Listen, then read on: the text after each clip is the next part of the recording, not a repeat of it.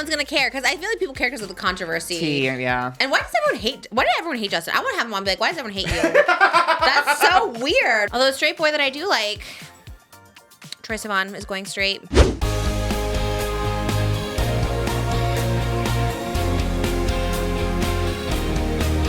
Her name is Trish, she's got the dish and all the gossip's filthy rich, pretty and pink, hot topic queen, and says what everybody thinks, she's just Trish.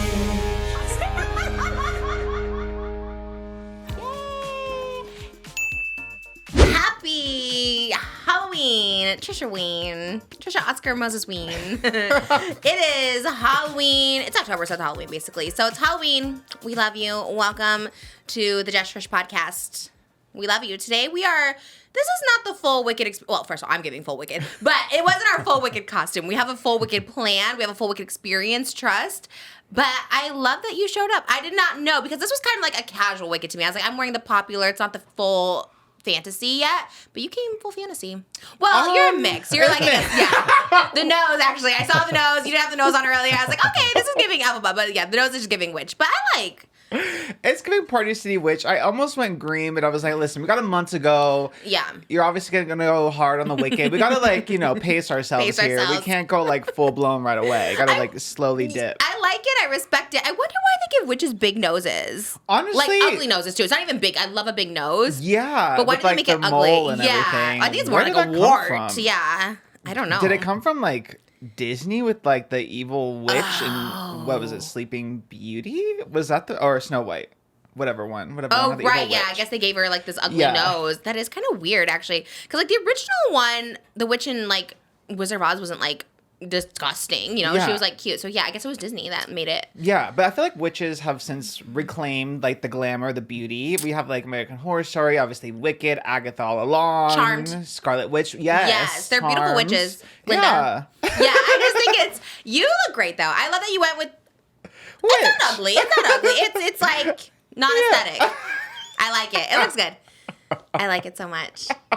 And you really went for it. You got the black hat, which is like a huge part of Wicked. That hat alone is like what changes the whole storyline. Yeah, exactly. I'm like, I started with the hat, then worked my way there. In Party City, they had like a witch section. They did have like pink, like Linda inspired witch, but I was like, you're gonna be pink. Like I should go with that like, would be black. cute. Yeah. I am gonna do, because I want to be Alfie, but I am gonna do like a pink witch inspired one because it's like I have to wear pink. It's my thing that I stuck with now. You can't put 122 episodes in. I know. Could you imagine? I just wore like black one day or something. I cannot do it. But also, you could double as Ghostface because the robe is very Ghostface. Yeah, the name for this cloak was Menace. So I feel like it's really like it could be about anything. Yeah, it's versatile. For the hot topics, it's fitting. Oh, yeah, today, I don't think last episode was, everyone's like, it's a drinking game, or these times it's dubious, but it was a little dubious, our last episode. There was a lot of devils amongst us. It was the devil amongst us. But today, I'm feeling only good vibes today. How Angel about you? amongst us. Yes, angel amongst us for sure. The vibes are crazy immaculate, actually. They're crazy immaculate today for a number of reasons, because I feel like, once again, I have a lot of hot topics about myself, but like amazing ones. Best days. Yeah, but these are like good ones. Last time I was like, like Soul Boom, everyone's like, I just always am like in controversy. This is all like wonderful, fun, Broadway, Bowen Yang, gay. Like there's just so many fun things that involve me, and I'm like super excited.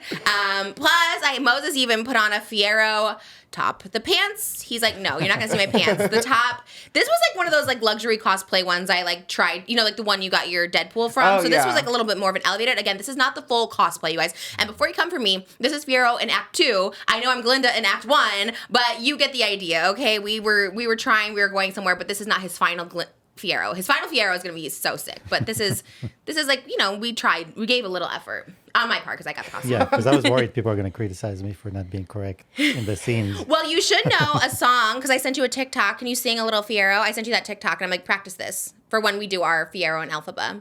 Oh, I didn't do my homework. Which one is it? You opened it, and you're like, what is this? And I'm like, oh, it's a TikTok for you to practice. You didn't open it? I even texted it to you. Sometimes I just send it through your TikTok, and I even texted you. You didn't see it? Babe, sure. when they're on the ground, and the smoke is around them, and they're singing to each other. Oh, but I didn't know if it was today. Well, it's not, but you didn't see any of it? It's for next 2 weeks from now. You didn't look at any of it. I don't think so. Babe, I think I looked at it, but I wasn't memorizing it.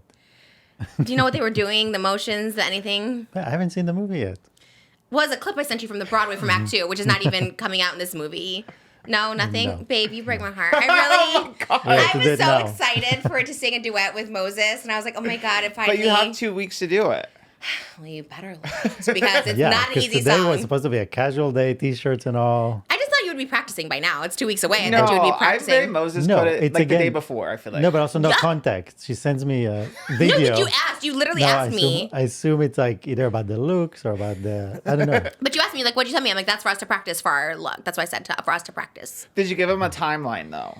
I mean, he should just know. No, be and the ready. timeline Be is ready. important. You saw me Yes. all morning. First time I hear about it. This is But I feel like you're ready. You're on the spot. Like, we never did the Jonathan Larson Tick Tick Boom, but you're still ready to go. You're like, you have well, it that one I memorized. practiced for months. But He did practice for months, and we but never this did one, it. sometimes you send me things and they get lost in the shuffle of everything we communicate with each other. This was wicked. This was, But this was, when did you send me that? That was a while ago. 2 days ago. That's so long ago. Oh my gosh, babe. Okay, well, let's learn it because we're gonna be it again soon. Yes. So I finally get to talk about it. I saw Wicked already. I feel so special. I've never, I always say I never get invited to things. I never get special treatment, nothing. I felt the most, not only did I feel the most VIP, but I also felt like this was the moment I waited my whole life for. I was like, wow. I get to see Wicked literally before anyone else. And just in a group, because originally it was no plus ones, and then they added plus ones like last minute. And they're like, oh, well, last minute. Well, anyways, it was fine. But I went by myself, which is saying like, I wanted to just see it. I was like, you know what, whatever, I'm going. Like, I just need to go. And it was great. It was like literally 20 people, the biggest Wicked fans. Like, it was the Yellow Brick Road girl, who's the Oz vlog, like all these people who are like huge Wicked stans online were all there. So it was like really, really cool to like be in the theater with all the fans. And the tickets are on sale now, and I'm not being paid. I literally just got to go to an early screening, but I feel like I should help promote it, even though it does not need help. But I was just, yeah. Oh, well, yeah, it goes on sale today. As of filming, we can talk about it. And as of now, I'm still not on Getty Images, right? Did they take them down? Let me check. I posted my Getty Images, but they're not on Getty Images. I just saw on Reddit something, so I think maybe it is on. I think I posted the Getty Images on my Instagram. Oh, and I see. Because I went to go look on Getty Images, because some people are like, it's not even on Getty Images. And I'm like, but it was. Oh, yeah, it is not here as of right now, but who knows? Okay. Who knows? Who knows? Who knows? Thank But- God I took the screenshots. Oh, my God. I know. It's fine. Honestly, it's fine. I was an added bonus. When I got there, they were taking pictures in front of like the Wicked poster, and we on the West Coast had the broom. It looked like the influencers on the East Coast had the Galinda wand that they were posing with, both a sleigh. And I asked the photographer, I'm like, oh my God, where are these like gonna be? How can I get them? And he's like, Getty Images. So they were up that night, and then they got taken down probably because like we weren't supposed to talk about it until today. And it makes sense. And you were the whistleblower, too, which is like kind of like the funniest part about it. Very on I brand. know. I just thought, yeah, I was. I do apologize. Please, Universal, like, don't ban me forever, because I really was like, oh, can I like post these Getty Images? And then I actually posted them today, and I'm like, maybe I shouldn't have posted the Getty Images if they weren't supposed to be on Getty Images. But I was so excited, and all the comments were literally like, Trish, you made the Getty. And like, that's what people were more excited about. I was very excited about Wicked. I love Wicked. Universal, thank you so much. Like, would love to go to the premiere, but I'm not trying to push my luck. But I was like, literally, I was on Getty, and I was so excited, and I saved the like watermarks. But it's fine. I still got pictured there, and I was living my best life. I never go anywhere solo just because I'm terrified and I'm anxious all the time. But this was an event that I was just living my best life. There was even Getty Images of me with other people, which was super fun. There was like other influencers at the event, and they were all like very nice. This is actually really cool. Everyone was really nice. A lot of people came up to me and was like, I was a fan of the podcast. I love you, whatever. And it was very, very sweet. So then I felt very at ease. And there was pictures of me with people, and the girl sitting next to me was dressed kind of Glinda, and she was a theater girl, and I was like crying, and she handed me like a tissue, and everyone was just very like, yeah, it was camaraderie. It was very so everyone was crying, everyone's like excited, taking pictures. It was the best experience of my life, seeing it in theater with so many fans. And nobody sang. Don't you dare sing if you go see this. Oh my God, that was like my biggest fear. Not at the screening, because it was all fans and we like respect enough to like just watch and not like hear other people singing. But if you sing at one of these screenings, don't do it. Unless it's a sing along, then you can do it. But don't do it, because the voices, we can't really say much, but like other than we saw it, because like later on we can do like more in-depth reviews. Plus, you know me, I'd be spoiling everything. But I will say, obviously the performances are like, I literally cried every song. And I don't even know why. I was just like crying every single song, every single note. Obviously Ariana, like to me, why you think Ariana Grande and Wicked, like she's like obviously like you think star, and she is star obviously, but she's like Ariana Grande and she's like the perfect Linda.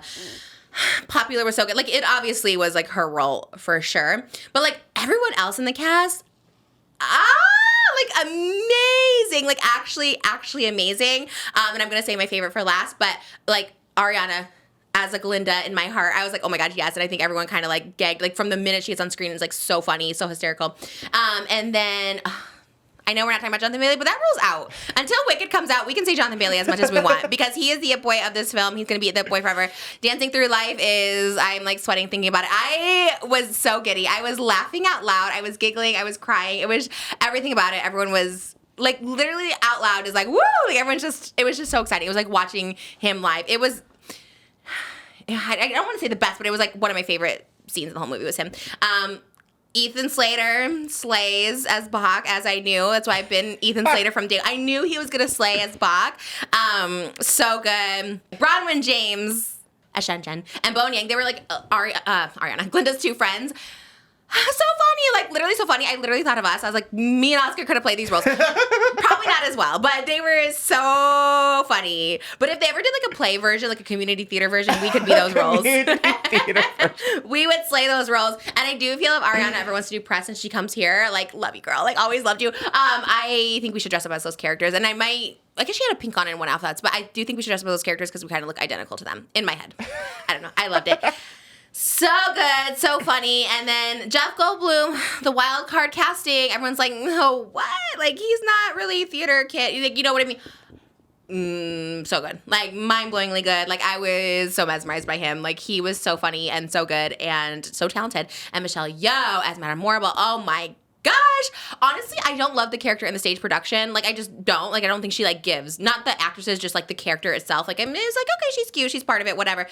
But I think she, like, stole every scene. Like, just her mannerisms, her acting, her singing, her face. Like, she was giving, like, face card never declines. Like, so good.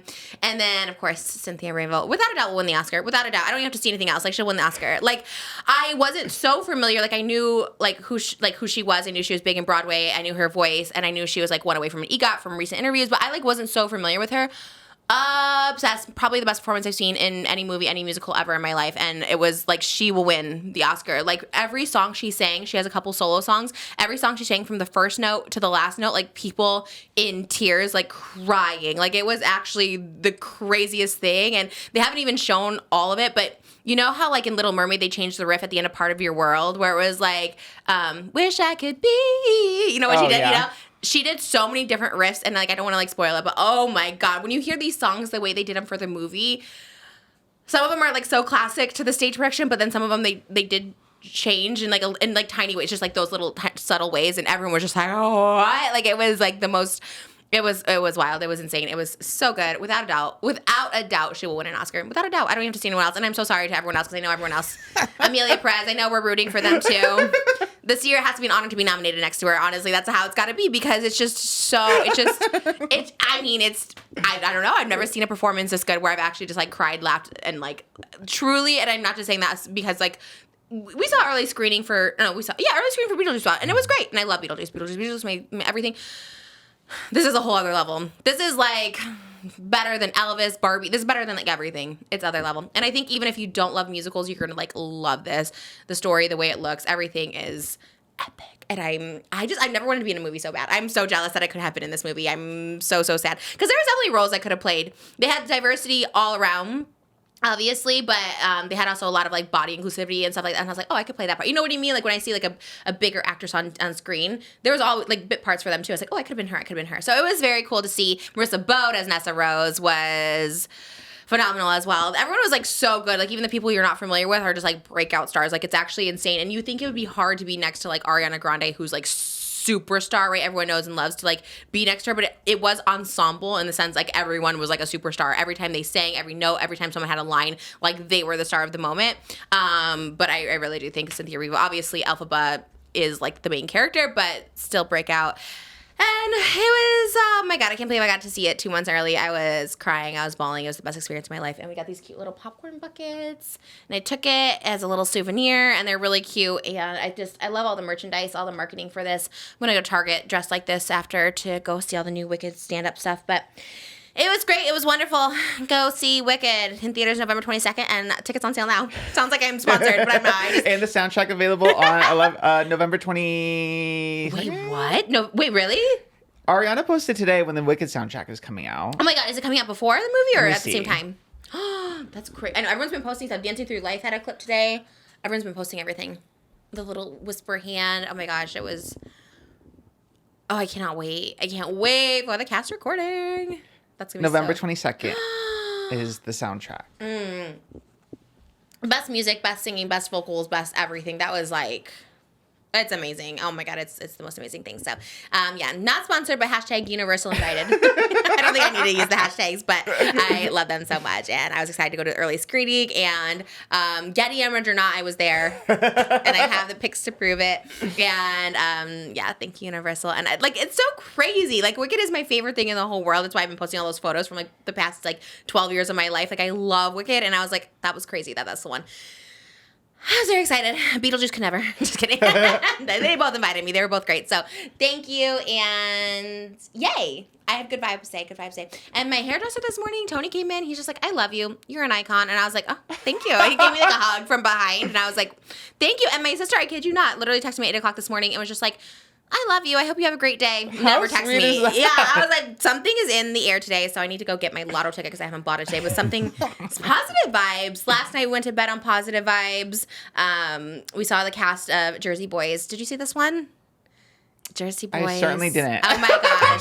The cast of Jersey Boys in Paper Mill Playhouse, New Jersey, it's where a lot of Broadway stars go to perform. Shout out Amber Nicole, who's in there now. She was recently in Back to the Future, and now she's in Jersey Boys. I had commented, oh my God, dummy me. Okay, I love theater, but I'm not so into East Coast theater. I don't know I don't even know if you were to say which Broadway theater, the only one I kind of know is Winter Garden. I think that's the only one. I don't really know theater names, but I love Broadway, I love theater, but I'm not I don't know. So I saw the Jersey Boys on Paper Mill Playhouse in New Jersey, and I just was like, wow, this is actually good. And everyone's like, Trisha, they're Broadway people. I was like, oh, that makes sense. Because I was like, this kind of eats. And they're like, yeah, because it's Broadway. Well, anyways, that was a week ago, and Amber Nicole, who's a Broadway star, she's huge. She was in Hamilton. She's been in so many shows. Was she in? I think she might have been in Funny Girl. I think she was the understudy of Funny Girl. Everyone's like, oh, she's even better. I think. I love her. I loved her for so long. She's in the cast, so she had all 4 of the Jersey Boy. They play the 4 seasons, Frankie Valli. They have that song that's Sherry. Have you heard that song, Sherry Baby? Yeah. Okay, it's the 60s.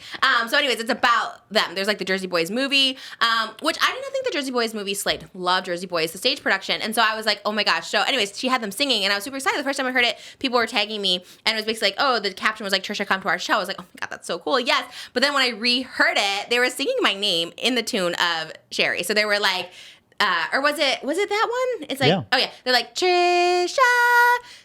Or was it Trisha Paytas, Trisha? It was so cool. Weird. And it's Trisha, da da da. It was so cool. And it was all of the lead boys singing my name in harmony. It was a dream. I was I really did feel like I died. I went to heaven. I was like, wait, this is so crazy.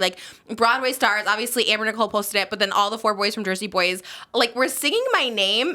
It was literally heaven. I felt like I went to the angel choir was singing my name. It was actually the most insane thing ever.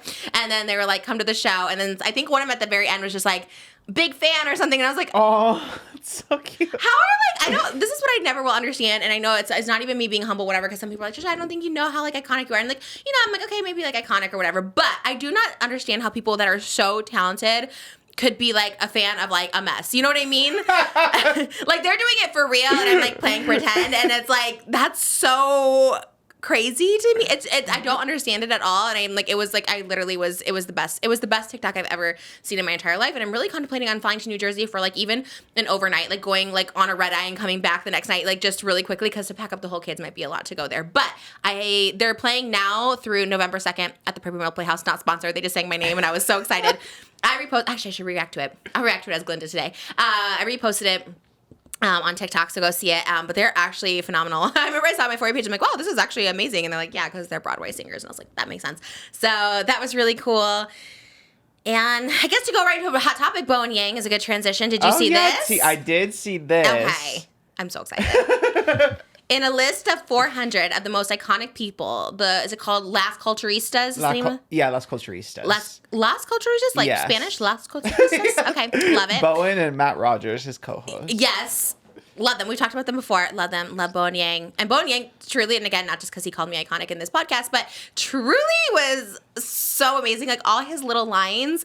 Because, again, these two characters in the stage production, I don't really remember too much. Like, they were there, but, like, don't remember. They're, like, so memorable in this movie, and they're so iconic. And Bowen Yang did such a great job. Oh, yes, they have a podcast, and they were counting down the top 400 most iconic people.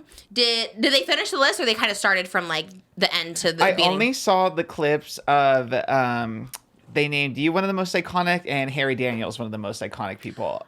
I'm gagged. What number is Harry Daniels? I think he was kind of up there. I'm pretty sure. So they did the full list. I think It's so. like an hour and 10 minutes, so it must have been. They went so quick. How did they do 400 people in that amount of I time? don't know. I feel like they probably gave everyone just a little nugget, you know. I feel like I had a pretty good chunk. I felt like I had 20 seconds at least about why I'm iconic. I loved it. I was giggling. I showed Moses the Jersey Boys thing, and then he showed me this last night, and I was just like, oh, the Suddenly universe. She reminded me because I downloaded it earlier to show her, but then again, the day runs by. So you're number 395. 335. Wait, really? Yeah. Oh my god, I thought it was 395. No, 335. Oh my god, that's even more of a serve. I was super excited to be 395. I'd have been happy to be 400. I wouldn't care. 335. Are you sure? You fact checked? Yeah. Okay. Damn. I'm really high up then. That's crazy. They listed 400 people, which by the way, I couldn't even list 400 iconic people. I have like 1,000 iconic people I want to meet in my head. So they list 400, and then they pick 330, like number 30, 335. They put like the fact that they even like know Harry Daniels makes sense. Who doesn't know Harry Daniels? He's singing to everybody. He's singing to Kamala Harris. Like, of course you know Harry Daniels. But I'm like I've always been a blip. And again, I'm very happy and thankful to be a blip, but I've always been a blip. I'm not Jenna Marbles. I'm not Logan Paul, thank God. But I've always been a blip. And I was like, wow, my blip is getting its chance. And it was very cool. I was very excited. They said Lady Gaga had to take a break in order for me to shine as a performance artist. They said she's an artist and what did they say? Iconic and what was it? Artist or performance artist or something they called me. I think performance artist. I should have had this in my head quoted because it was the most iconic thing that anyone ever said. I mean, the fact that I'm number 335 on an icons list is pretty epic. So I was really excited, but they called me a performance artist. I think Bowen Yang said that. I was very Do you want excited. to hear it or? Yeah, let's play it. Roll the clip. Number 335, Trisha Paytas. Thank you for bringing comedy back. Thank you for bringing comedy and performance art back. Really, Gaga had to disappear for a little bit, and you really took the mantle. Yeah. You dressed like a Domino's employee. Oh my God. You pretended to be trans. Oh, yikes. Well, really know you. Did she? Yes. that one guy's like, did she? Yikes. She is out of Beyond. this world, beyond, and now she's doing ASMR videos. Wasn't she in the Woman's World video? Oh my God. Yeah. It's pretty recent. I love that they know the Domino's employee, but like how to think on Woman's World. Like, yeah, maybe that too.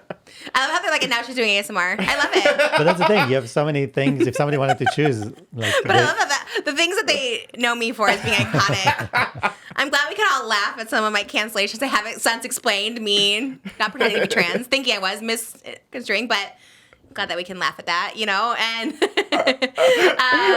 yeah, that was so cool to say, like, also bringing comedy back. I was like, oh, wow, that's so cool. One step closer to being parodied on SNL too. Maybe your time will come. I would die. I think I gotta do something so extreme, though. I think the one cool thing is they are bringing a lot of like, you know, Gen Z or like younger writers and like younger cast members in SNL like every season. So I mean, you know, these people are plugged in. They know you. I would love it. I've only been referenced one time, and it was in the Scream TV series. They mentioned something. They're like, something like, oh, are you having a breakdown like Trisha Paytas or something? And I'm like, that's so random. I also loved it, but also like, does anyone else get it was so niche. And I was like, someone's watching this, like, who's Trisha Paytas? But that was cool. I'm super excited, and I'm honored to be up there with Harry Daniels. I wonder what other social media people they had on there. Do you know what number one was? No one made it that far.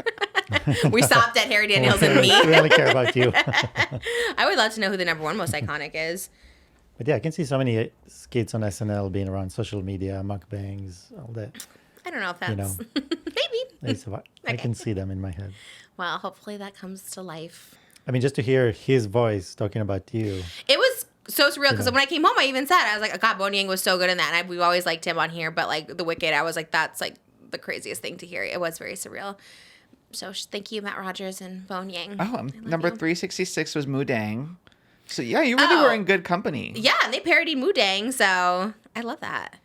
Oh, and it was 2 parts. It was multiple Okay. parts. Yes. So only the first part came out so far. Part 2 just came out yesterday. Oh, okay. Yeah.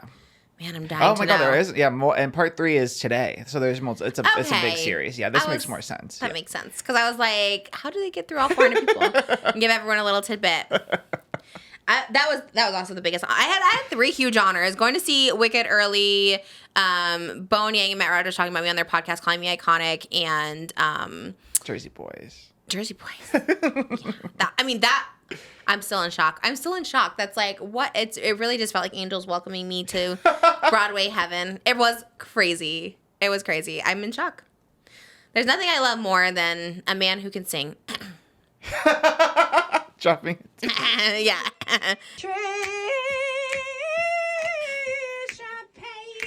Oh, there it is. Yeah. Trisha, can you come out tonight? Come out tonight. Trisha, come on over to Paper Mill Playhouse and see Jersey Boys running October 2nd to November 3rd. Work. You got time. Please, Trisha, big fan. That's so nice. That was literally the nicest thing ever. That was crazy. That was like the highlight of my whole life. Like it really was. I don't think anyone's ever sang my name. That was great. Almost right up there when Moses learns all the words to As Long As You're Mine. Okay. I'm excited. Anyways, that's what we got. Oh my God, we didn't even do a Patreon. Let's do a Patreon because it is the very last day you can get Trishel Juice, okay? At patreon.com/justtrish. I said it last time. It was last day. Today's the last day. Today, October 10th is the last day to sign up to get your Trishel Juice tote bag, okay? These will ship on the 15th, so in a few days they'll all ship. The tote bag is for our producer tiers. Producers get their name in the credits. They get the tote bag. They get a handwritten Hot Topic card from me to you. Plus, they get the Trish Emoji sticker of the month and the Trishel Juice headshot. Now, once these stickers and headshots are gone, they're gone. We do not do individual sales. We don't do back sales. So if you want it to your collection, get it now for the whole Trishel Juice. The headshot tier gets the headshot and the Trishel Juice Trish Emoji sticker. Everything signed from me to you. And they come packaged by my mom and sister with love. So we love you guys so much. We just did Dress to Impress for the bonus video. We also do extended Hot Topics. You'll get to see an extended Hot Topics on Wednesday before this one. So it's all fresh Hot Topics. We don't air them anywhere else, only on our Patreon. Patreon.com/justtrish. We love you guys so much. And I think our producers for the next month is going to get like collector cards of all the Halloween looks I did. Yeah, I thought about doing like a little collector card series. I think that'd be really cool because we have a whole lot of costumes coming. And it's quite chaotic. But how are you? Oh, good. Yeah. There was a lot going on today, but you know what? Today? Yeah. With your life or in the world? Or both? Both, I guess. Like yeah. current events or your life? Both, I suppose. Yeah. Good, bad? Just busy. Okay, busy bee. You are a busy bee. What happened? Was it good? What happened? Tell us. I mean, just boring work stuff. It's like that. Oh. No one cares. Okay. Nobody See, asked. that's what you're I am channeling my Glinda. We're like, nobody asked. Like, I just feel very her. In the past 24 hours since we last spoke, I mean, I've just been working. People want to know. I know. I literally just work. No one's saying my name that I know of. Oh, that's not true, actually. Wait, what? So there's Who's saying your name? I Who's saying love my it. name? there's on TikTok somebody that sings everyone's names. Do you know Oh, no. that? Sorry, it's a little bit stupid, but Did they sing Oscar's name? everyone's names. Oh. Like in the world? Yeah, They there's say my every name in the world. your name, my name. So it's like his name. AI or something doing this. No, but it's okay. Let's see.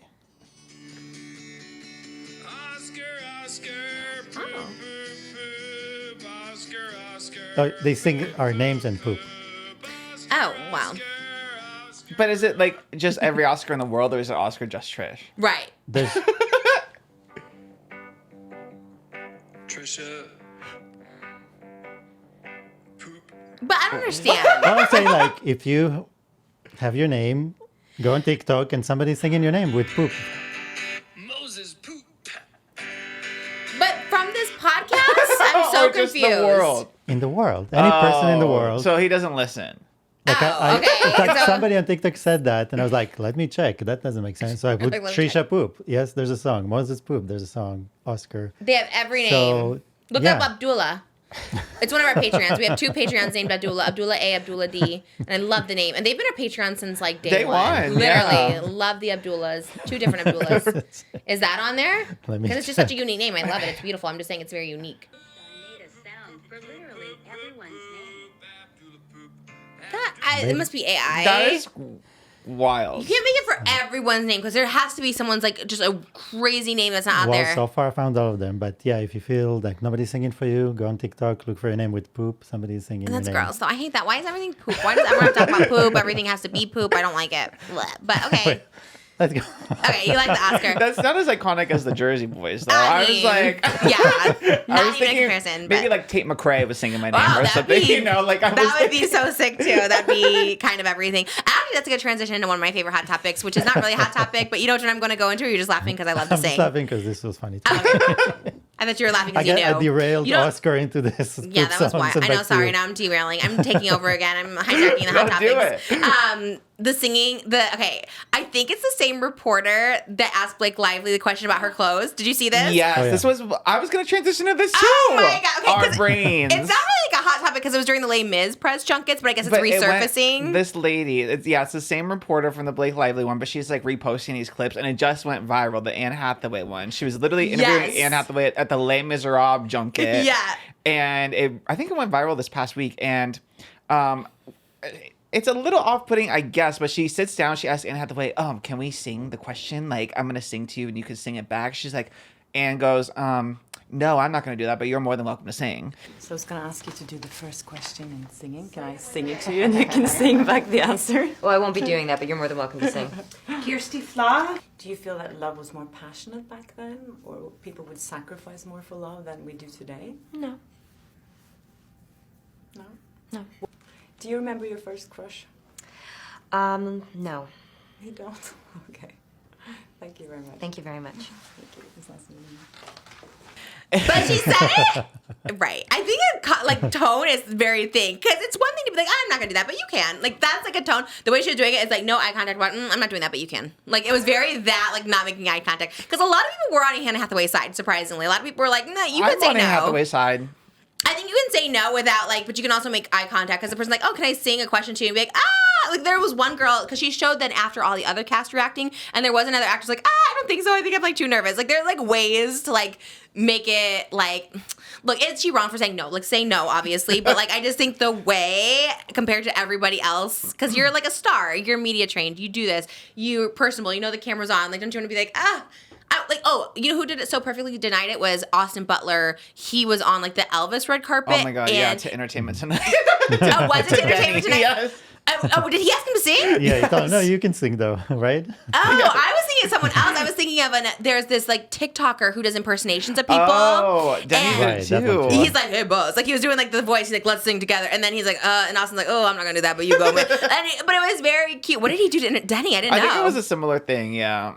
That's so At fun. during the Elvis press run. But Like, rule of thumb, and I say this, I think it's the most cringe thing to ask people to, like, sing with you. or perform spot on, I think. Yeah. Especially when it's like they're going to be in a performance that's an Oscar nominated. Like you're not going to have Cynthia Rivia here, like, oh, could you sing a little Wicked with me? Like you know what I mean? Anyone else, like yes, but I feel like again, like Jonathan Bailey comes on, I'm like, let's do a little Glinda and Fiera. Like it's just like no, like they're doing it on the major big scale. Like they're not doing it like they're not a puppet. So I do agree with that. Like it's very cringy to ask people to like just perform on the spot. But I think there's like a cute way of like handling it, and I don't know. Maybe it's just me being on the Anne Hathaway hate train because I've never been a fan. Oh but, my God! No!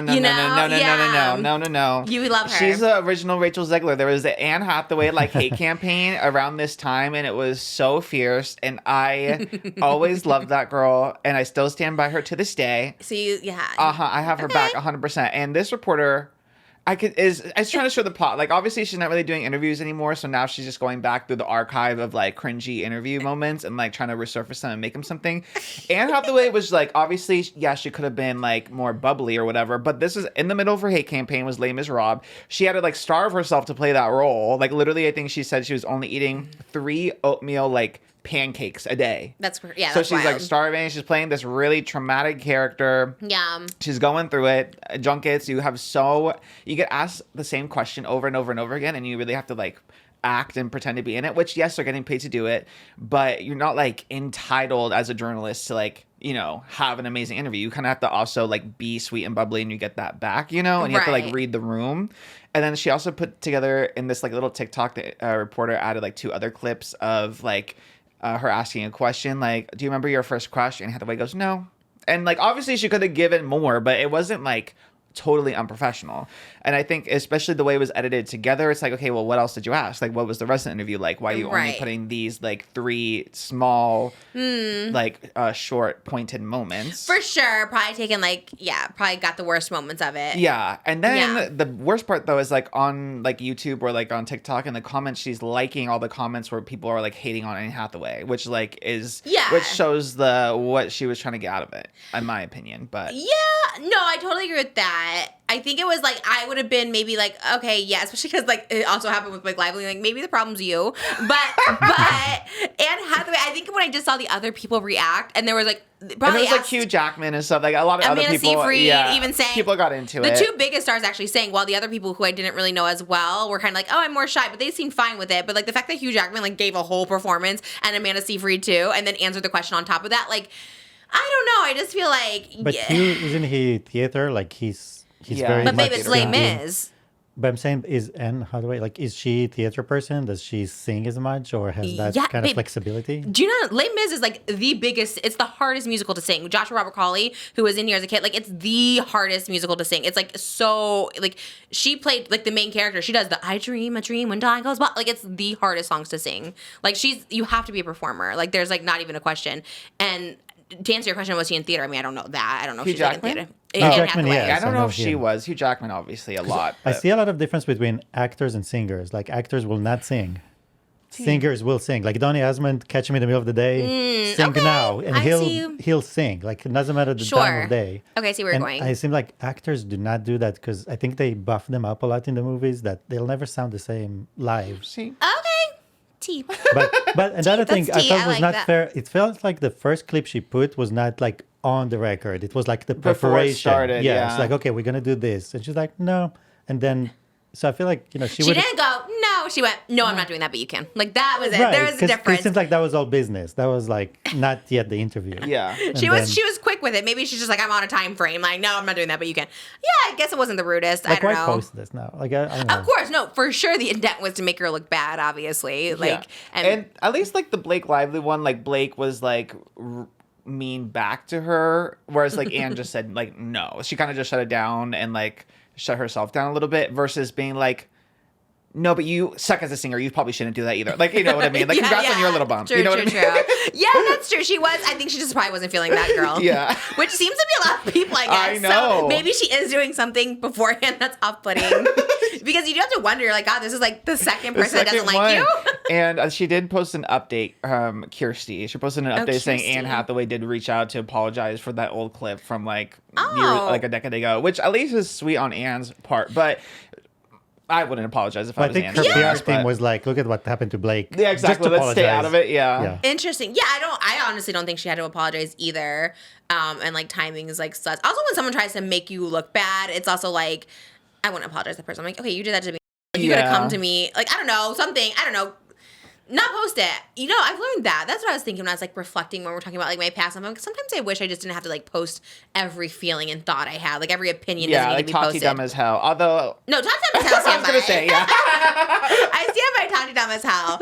But me being like, you know, when I think about that Vegas trip with like Jeffree Star and the Rich Lux bag and the Louis Vuitton, I'm like, does it really matter that like, oh, this was like a Louis Vuitton bag? I thought it was mine. Gave it to her. Like none of it really matters and doesn't need to be out there because there's just like so much more problematic social media people that should focus our energy on. So I think in general, I just like maybe just said too many opinions, and I don't think you need to put everything out there. Like one bad interview or like one, you know what I mean? Like that's what I'm saying. Like one bad thing that made me feel bad. It wasn't the worst thing. No one was like, you know, whatever. It was just I was like, oh, it made me feel bad. I didn't like post it to like make someone else look bad. I don't know. Some things are better. Some things you should say. I don't know. Also do whatever you want. I'm not sure. I think now in the position I am, I don't want to ever post anything like too bad, unless it's something like awful, right? It was like obviously the Colleen sending my nudes to people. Like I had to say something on it, but I think in general, I don't think like I love to talk about negative things because I feel like it just breeds more negative things. So if you're like, oh, Even though I love to complain, I don't do it anymore because the universe hears the complaints and will give you more things to complain about. So now I'm just like, wow, I'm so thankful. I'm so lucky I'm the it girl. And the universe is going to give me more things to be thankful, lucky it girl. So that's what I'm trying to be these days. So to that reporter, I guess it's good she's not interviewing anymore. She'll probably get more bad interviews. Maybe she should get more viral moments than nobody wants to interview with her.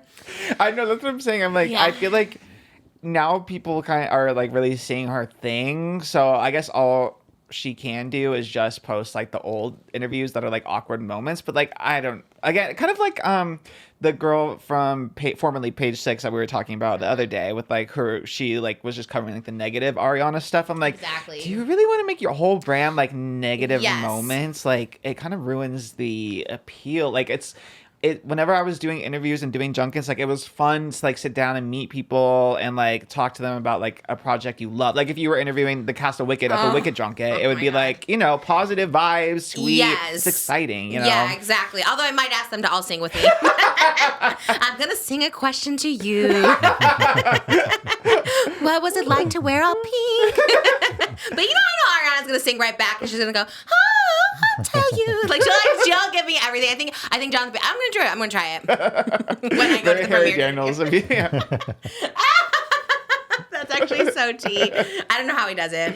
I think that's why he's successful, because he doesn't ask them to sing. He just sings kinda to them. goes. He forcefully sings to them. They're like, okay, thank God he didn't ask me to sing. People love that. Although they Camila really do. Cabello flipped it around and sang to him. So, you know, some people get into it. Yeah. Yeah, some people love it for sure. No, he's icon for sure. Yeah, but Anne Hathaway, I'll always have her back. Princess Diaries 3, I'll Be Seated. Although I didn't like the second one, but it doesn't matter. I still love her. You didn't like the second? Why?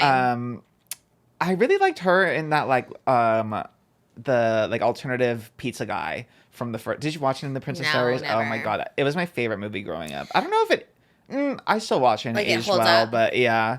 I just always see one clip of Heather Matarazzo's character being like, "Oh my God, who did that to you? Your hair's so ugly." And like the whole limo, she's complaining sue. it. Yeah, and I was like, and that's like, and I always saw the comments on TikTok. Everyone's like, "This is her best friend. She was kind of the worst." And I was like, "This is such a weird movie." And then Anne Hathaway's just sitting there like, and I'm like, "What is this movie?" Anyways, it always looked bad to me. Even though like you take this and Princess, like none of it looks appealing to me. No, I loved it. Yeah, I really and like I can't get on it. I had to edit a video of it the other day for like an old interview or whatever, and then like looking back at like clips and when Anne Hathaway got her hair straightened. I love that's all it took to make her like a princess. Was straighten her hair. I'm like, that's so and no fierce. glasses. Yes. You're gorgeous. It's so fierce. Mandy Moore, so your future friend Mandy Moore. I want to be her friend because she's had a baby, and I'm not like a huge like fan girl, so I think I could be her friend. Yeah, I would love to. She's in the Hillary Duff crowd too. There's like a mom group. It's like Hillary Duff, Ashley Tisdale, Mandy Moore. I gotta get in that. I don't know how I'm gonna get in that group is fierce. Probably not Hillary Duff because I'm like such a fan. She's like, oh, that's creepy. She made that weird Lizzie McGuire video. Oh, I forgot about that. Yeah, she's like, not you. I do love her. When you say that's so gay, do you know what you're really saying? Knock it off. Ended homophobia, honestly. We need another one. You should have redone that for Pride Month. You should have recreated it. You know who did it with Hillary Duff? Who? Was Scott from Pentatonics and his boyfriend. Or Recently? husband now. Yes, this month. Oh, wow. I had no idea. And Hillary Duff was in it, and I was so That's jealous. so fierce. I know. I was like, that should have been me and could have been me, but they did. They ate. I wonder how they got the collab with Hillary Duff. That was so random. Or with Pentatonics. I like the idea of the singing to people, though. I thought she slayed, honestly. I thought she slayed. I think I just don't like Anne Hathaway movies. I never liked an Anne Hathaway movie. Really? I didn't like the Oz one she was in. Oh, that one was bad. Awful. Yes, that was bad. The new one with the younger guy, I didn't like that one. Yeah, that was not. Awful. No, I loved Anne Anything but Hathaway. you. I loved Princess Diaries. I loved Ella Enchanted. I never saw that. What else did I love that she? Devil Wears Prada? Oh, hated that one. Hated it. Your gay card's getting revoked. I know. Everybody's like, no, remember, everyone's like, you will love this. Again, I think it might be like the New York vibes. Oh, I forget. Yeah. But also I remember everyone's like, you have to watch it. We just watched it, this year or last year or something, and everyone's like, you're going to love it. I liked it. It's a good movie. Did you? I just thought it was like mean. Everything's dark. Everything's like. It's a very specific scene, and specifically that age of like designers are like they're like that. They really are that. Even like, what's her name? Deborah Vance. You know, like they're like that. Right, but I'm saying those people in that age, they have that, and especially in the fashion industry. I mean, they're like. I love Meryl Streep too, but I really did not like her in that movie. It's weird, and I love Stanley Tucci. I feel like I would. I don't like Emily Blunt, but I don't know, something about that movie didn't resonate. I think fashion too. Anything fashion, I don't resonate with, and. No, because it's a horrible world. You probably feel like, oh my god, if I had that job, like it's not comfortable to watch. I like the Amy Schumer one where she works in the fashion world, though. I like that one. The skinny one? Yeah, that one. And everyone's like, and she goes in and she feels like a model and stuff like that. I don't like fashion because also when they made fun of Anne Hathaway's outfit, I was like, it looks fine. Like, I don't know what they're, I wasn't in on the joke, I guess. I was like, I don't really get what they're making fun of. She's skinny. Like, why is everyone like, you're so disgusting? I don't know. Not for me. I know. And The Notebook and Devil Wears Prada are two controversial opinions that I don't care for those movies. They're just kind of boring to me. Notebook is anticlimactic. Yeah, The Notebook I can kind of see. I mean, I've seen it maybe twice, and like I'm not like obsessed with it the way everyone else is obsessed with it. Yeah. But I see why people get into really? it. Yeah, What do I you think think? just the like there is something about that like romance that lasts till death. You know what I mean? It's like that instant chemistry. Ryan Gosling's kind of like the bad boy, you know. I wasn't buying. I didn't buy it at all. I didn't buy Ryan Gosling as the bad boy. I guess because we saw Ken before we saw Notebook. Oh, that'll or Barbie, do. and I was Yeah. like, oh, that's Ken. He was kind of the bad boy back in the day. Was I don't he? know. Like he was kind of like he would talk about like being in school, and he was kind of like the little troublemaker in school. Yeah. He gives me bleep the name Jimmy. He gives me. Oh, I can kind of you see know, that. when it's kind of like, but not bad boy. I mean, his that's role was the most problematic in the movie. Like that's the part I didn't buy. I thought so it didn't make too. sense. He was a lot, and he's like, we fight. That's what we do. We fight. And I'm like, I don't think that's a healthy relationship. I don't think you need to fight all the time to have a good relationship. Yeah, and I was let's like, see. I love this, and I was like, I don't know. Anyways, they're a little wackadoodle. Knuckleheads, as Tim Holt says. Another little. But it's a cap cut. He's like, sometimes I'm a knucklehead. And I just see that guy. That's all I know him from. Okay. Yes. Another not a movie but a show, That's So Raven, where I don't know, did you ever watch That's So Raven? Oh yeah, kind of, not a lot, but yeah. Do you remember that one episode where she like walked on like a fashion show or something? They didn't want her in it because she wasn't skinny enough. Oh yes, whatever. of course. They body shamed Raven so much. Okay, well get ready for this one. It just got announced in that new book that I was talking about last week about like the reliving like all the Disney Channel like drama and stuff, that they actually CGI'd her thinner in that episode that's about body positivity. No way. Yes. Really? Yes. How'd that even come out? Who investigated it? So it was, let me get the title of the book, because it's like this new book that's like going through like the height of like the Disney Channel. It is by Ashley Spencer. Let me get the name. That's crazy. Did we talk about this on Hot Topics? We talked about High School Musical, like that Zac Efron dumping his girlfriend for Vanessa Hudgens. Okay. And this was part of a book? I didn't know that. Yeah, it's like this whole I'll read it's it. called Disney High, the untold story of the rise and fall of the Disney Channel's tween empire. So it kind of goes through like that golden age of like, you know, Hannah Montana, That's So Raven, was Waverly Place, and like gives a lot of like behind the scenes tea. It's the rise and fall, like Happy Chapel Roan. Yeah. Why do they say that? too. That's so weird. Yeah. But yeah, one alleged occurrence occurred, according to multiple sources, that another model in the episode, another model is chosen over Raven for a runway show. And in the episode, Raven tries like a variety of crash diets to like get skinny in order to walk on the show before she realizes she is like perfect the way she is. And the show ends like that message of body positivity. But multiple people involved in the episode revealed that the show used visual effects to manipulate footage to make her appear thinner in the final scenes. A producer said it was shameful. I don't know how they could look at themselves and do that. The very thing that she wanted to do a story about was literally done to her. It's a still shocking thing to me that they were tone deaf. And then the former head of Disney Channel programming said, it's not something I would have asked for, but he did remember that the same production technique was also used in later episodes. He said there was some stuff done to make Raven's attire look more flattering in certain scenes. Oh my God. That's crazy. I wonder if she knew. I wonder if like Raven knew. I know, me too. Or like sometimes I look at myself when I get like photoshopped, you know, and I'm always like, oh, I look good, not thinking that I'm photoshopped. So maybe she just thought that's what she looked like. Yeah. You know what I mean? And she wasn't big at all. Definitely not. Like, at all. No. It's actually crazy. It's like crazy that was ever a storyline. It's like DJ on Full House too. No, I don't like the actress, but the character DJ. I remember that stayed in my head. Yes, when where she like starved herself. fainted. Yes. And she was like eating those ice pops. Yes. And then running on the treadmill, and she like fell over, and they're like, "What are you doing?" And she was, "I have to go to Kathy Santoni's birthday party, and I have to wear a bikini." And she like fell over. Like that was crazy because she was also like so skinny, and I was like, "What?" And Raven too. I remember that. I remember that episode so vividly. Why was Raven like considered big? Like that's so crazy to me. I know. It is so weird. I guess, I mean, who else was on that time? Like, I don't think like Hilary Duff was that different in size. I didn't think so I feel like either. they're both the same. Like they're pretty thin. Like maybe a little curvy. Maybe I would say they had like curves? like curves in their Like hips? thighs. Right. That was like the only thing as opposed to like stick legs, which I think are so cool too. But like I think like they had like hips and thighs. I remember Liz McGuire too not being like, I mean, skinny, of course, but not like stick thin, like unattainable, where I'm like, oh, I can never be that skinny. Yeah. So I don't know. That's so odd. I always thought of them as the same too. Or Adrienne Balone, I always thought she was like the same, you know, kind of like curves. Very, very odd. I mean, I don't know. I just guess everyone on Disney Channel I thought was, in my era, I thought they weren't like, I never looked at them and was like, oh, I can never be that skinny. Even Kate on Liz McGuire, I thought was, you know. kind of like normal-ish. Like obviously skinny, but like not. Not like those Ozempic skinny where it's like bones. You know what I mean? They were obviously thin, but they were just like, I don't know, normal bodies. It's so weird. And then like, then we wonder why we have like complexes. Well, even like all the media we consumed was somehow like made about like bodies. Even the body positivity episodes, Gets like photoshopped. Yes, that sucks. It was crazy. It was everywhere, like the diet, all of it. I remember I saw Nicole Richie interviews from back then of her calling her like the chubby one with her in Paris. Season 1 of Simple Life. And she's so skinny. It's really just like if you have a shape that isn't like a straight stick up and down, it's like, oh, she's fat, which is like, it's why we are the way we are, right? People ask like why they always talk about weight and stuff like that. It's because of the early 2000s. Yeah, if you were like a pop culture like media person growing up in the like 90s, early 2000s, like it's just kind of ingrained in you. Like it's like it was so like unavoidable because I loved pop culture so much. Like I watched all like the celebrity news shows, like all like the red carpet like pre-shows, like all the award shows, even like the Disney Channel shows. Now I know like.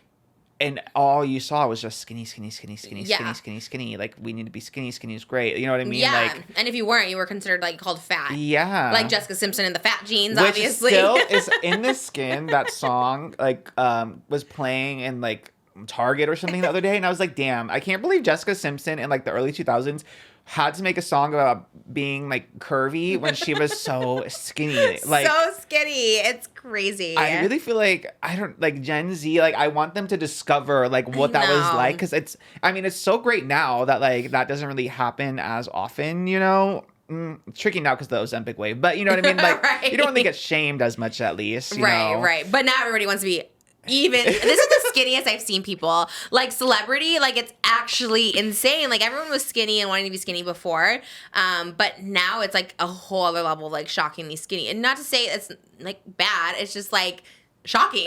Yes. It's truly shocking to see how skinny people are. And like, you know, some people are naturally skinny, some people like Ozempic, and like I guess that's how they want to be with their bodies. But it does. I think that the pressure, it's like it is crazy. But like you said, at least they don't call, I guess, just like people fat nowadays. You know, yeah, just, it's not shamed as much, yeah. or they're not like they don't show like a curvy girl and be like, wow, actually Nicola got that right. Like, oh, you're so brave. So maybe not. Yeah, but at least like there. normal girls, you know what I mean? Like I can't even think of someone, but they don't go up to anyone who's like not like stick thin and be like, wow, you're so brave. You know what I mean? Yeah, that's true. But yeah, I mean, Nicola's a good example just because she definitely was small. You know what I mean? It is weird. So we're still stuck in that I know, it's cycle. weird. Like, we have come a long way, but also not at the same time, right? I know. I think the only way we'll, like, ever combat it is, like, stop talking about, like, people's weight altogether. But that'll never happen. People, like, talk about people's body. And I'm a victim of it, too, because I'm so consumed with body image, body size. That's all you hear about. It's, like, on Love is Blind, too, you know, the new one, too. It's, like, this, yes, did you see Hannah get really, like, skinny now? Yes. It's crazy. And it's, like, she comes back and she goes, what's the TikTok song she used? Like, you know that girl, she's gone or something like that. And she's like so skinny now. Everyone's like, oh, but you're still ugly on the inside or whatever people are saying, you know, because they don't like Hannah. But it is crazy because she got fat shamed on the show, as did the girl who said she looked like Megan Fox. And then now she's like so skinny. And I guess that's just how it is. Everybody wants to be skinny. Yeah, I think. For Hannah, I think she said she's like the Taylor Swift-ish or something. I think the guy she was seeing was like Travis Kelce. He's like, oh, and you like Taylor Swift. Wait, what? I don't know about this. Yeah. From this season, yes. the blonde girl. Hannah and Nick, yes. Yeah. What about Taylor Swift though? On the show, like Nick was like, oh, I kind of look like Travis Kelce, right, and that would make you Taylor Swift. I thought she said she looked like Taylor Swift. No, she was like, I think she kind of knew because she was bigger. She already like lost weight in Love is Blind. She was like, yeah, like I had a big weight transformation. Now in present day, she's even skinnier. Right, that's right. Yeah. She was like, he like put that on her that she was Taylor Swift because he said that he looks like Travis Kelce, and she was like, I don't know, like. but did you watch it? Yeah. But before that, she did say like, I'm the cheerleader. I always dated the football player, so it does kind of like paint that you're like. Just that connotation of like, I was a cheerleader dating football. It just sounds like you're popular and skinny. True. You know what I mean? She did. Overall, Love is Blind just needs to stop talking about their looks. You know what I mean? I know. Oh, she did say in one, I don't know if it was to Nick or to Leo, but she also did say, she goes, a lot of people just look at me as this pretty little thing. Yeah. And I'm like, girl, like, this is why they think you. On the other hand, these men are absolutely the worst. Like, the girls, it is funny how, like, Love is Blind, like, if someone's considered, like, unattractive or whatever on the show, it's because they have, like, a little extra weight, like, whatever, like, very, like, whatever. But the guys, like, their personalities suck so bad. Like, they never have good, first of all, they're also not good looking, but they just, like, have the worst personalities. Like, the guy who, like, doesn't want to be all about money, but always talks about his money. Yeah. Is it Leo? I'm like, actually the worst. But the Travis Kelce guy was wild because he was talking about how he was like this big football player, like alluding that he was like really tall and big and Travis Kelce. And when she saw him, she definitely was like disgusted, but but also everyone lied. And also just in general, just don't say anything about you. Like I would never go on there and be like, I'm a hot busty blonde. Well, it's true that I have big boobs and I'm blonde. What do you think of when you think busty blonde? You think Pamela Anderson, So it's just such a weird thing that they do. And honestly, they should be kicked off the show if they talk about appearances. Like, it's not the show. It's not. It's you're basing it on it's like supposed looks. to be blind, yeah. And when she told that guy she lost a bunch of weight, I think it was Leo. I think that's when he was like kind of like turned off by her because like ooh, okay, fat girl, like it really that show. I think tonight they have the new episodes. I haven't watched the new ones, or is it last night they had them? I don't remember. I haven't seen the new ones, but that show it pisses me off so much. It's not Love is Blind. It's really just people like lying to themselves and other people about how they look. I know. I don't know if it's like a like weird ego thing. I don't know. Because for me, if I were ever to be in a situation like that, I feel like I would downplay it so much. Like, yes. Like if it ever came up, if they were asking me like, oh, who do you look like? I would name someone like not hot at all. I'd rather like play it down than like give people Potter. high expectations. Even Harry Potter, maybe the Neville Longbottom before he got like hot or something. You know, go the opposite direction to say you look like someone. I'm like, I don't know. I don't want to say I look like anyone. I guess it's like mean to say you don't look like. Yeah, I guess that's what I would say. I would say like Shrek or something. Like Shrek as a guy. Me too. I'd say Princess Fiona as the Shrek version. I would always tell guys on like even like dating apps, like I'm a big girl, like I'm a bigger girl, just so you know, like because like photos you do pick like your flattering photos, but I always just say like I'm bigger, just so they know I'm like I'm thick, I'm big, I'm this, and it actually was kind of reverse in person. They're like, you don't look big, and I was like, oh. I would rather have that any day. That's how I am with anything though. Like I would never hype myself up to be like super smart or like super hot or any. I'd rather people be like surprised. Always, you have to undersell or don't tell yourself at all. Let people decide what they think of you, and it's compatible. But yeah, that Love is Blind, I do love that's why we watch the show. You watch the meetups for the most awkward, cringiest, like don't kiss me. Oh my God, I can't, they're always disgusted with the person. But even the couple, I think Leo, I don't think he's going to Mexico. They said that there's only budget for 5 couples. Yeah. Which is like weird. Your Love is Blind, you're like the biggest show on Netflix. Like, how do you not have budget for that? To go to Mexico, especially, it's so cheap. It's literally $200. You can do a full Mexico trip for a week for literally like $1,500. I don't know. That show seems very cheap to me. Because think about it. They all have like those sets. That one set, they film in like really these areas that like aren't LA. So I feel like they're a lot cheaper. You think the pods are not here in LA? I don't think so. Weren't they like, they used to be in like Seattle or something, right? And then sounds about right. Weren't they in Washington this time? Well, they definitely switched cities, but I thought they flew the people out to LA in the pods. Maybe. Because that's where we see Nick and Jessica is in the pods. Oh, that's true. And I'm sure they just have it built, right? Yeah. Either way, it's like super cheap, right? That one set. Yeah, it does. Yeah. I mean, and then at the like house, it, but yeah. So they don't really have to pay for. Well, they were getting sued for like not feeding them or something. Yeah, I forgot about that. And then the last season they showed them like eating all the time. There's like spreads everywhere, and they're like, "Look at them eating." Yeah, I guess reality shows are cheap. Not as cheap as Mr. Beast. So the bar is in hell basically when you have Mr. Beast to compete against. Could you imagine if Mr. Beast did a Love is Blind? That'd be wild. That would be out of control. Gosh, I'm so glad we haven't heard from him this week. He would ruin my vibe if we had to talk about him today. Is he on your hot topic? Mr. Beast? Yeah. Oh, okay. T. Or are we talking about him? No. Okay. Yeah, there hasn't been much. He's been, I guess, a little bit more low key. More Logan Paul news lately, yeah, but I'm like, I'm sick of him too. Yeah, but it's like silly. It's like he's having a Gabby Hanna moment with somebody. Yeah. What happened? TOMMYINNIT. You know him? I literally have no idea. No. He's like a Minecraft kid. Oh my god. Sounds awful. But yeah, he was getting like hundreds of thousands of likes on his Twitter. Who, Logan or TOMMYINNIT? The other guy, Tommy. Tommy, yeah. Because Tommy called him out for promoting. Tommy called Logan out for promoting Prime during like his Donald Trump interview. And he was talking. It was like a segment, like timestamp, talking about Gaza, and then all of a sudden he puts in like a ad for Prime, and Tommy called him out for that, and then Logan like replied and sent all these screenshots of text messages where Tommy was like trying to see Logan or hang out with him because he used to look up to him. Logan posted them. Yeah. So, but these were like from a year or 2 years ago.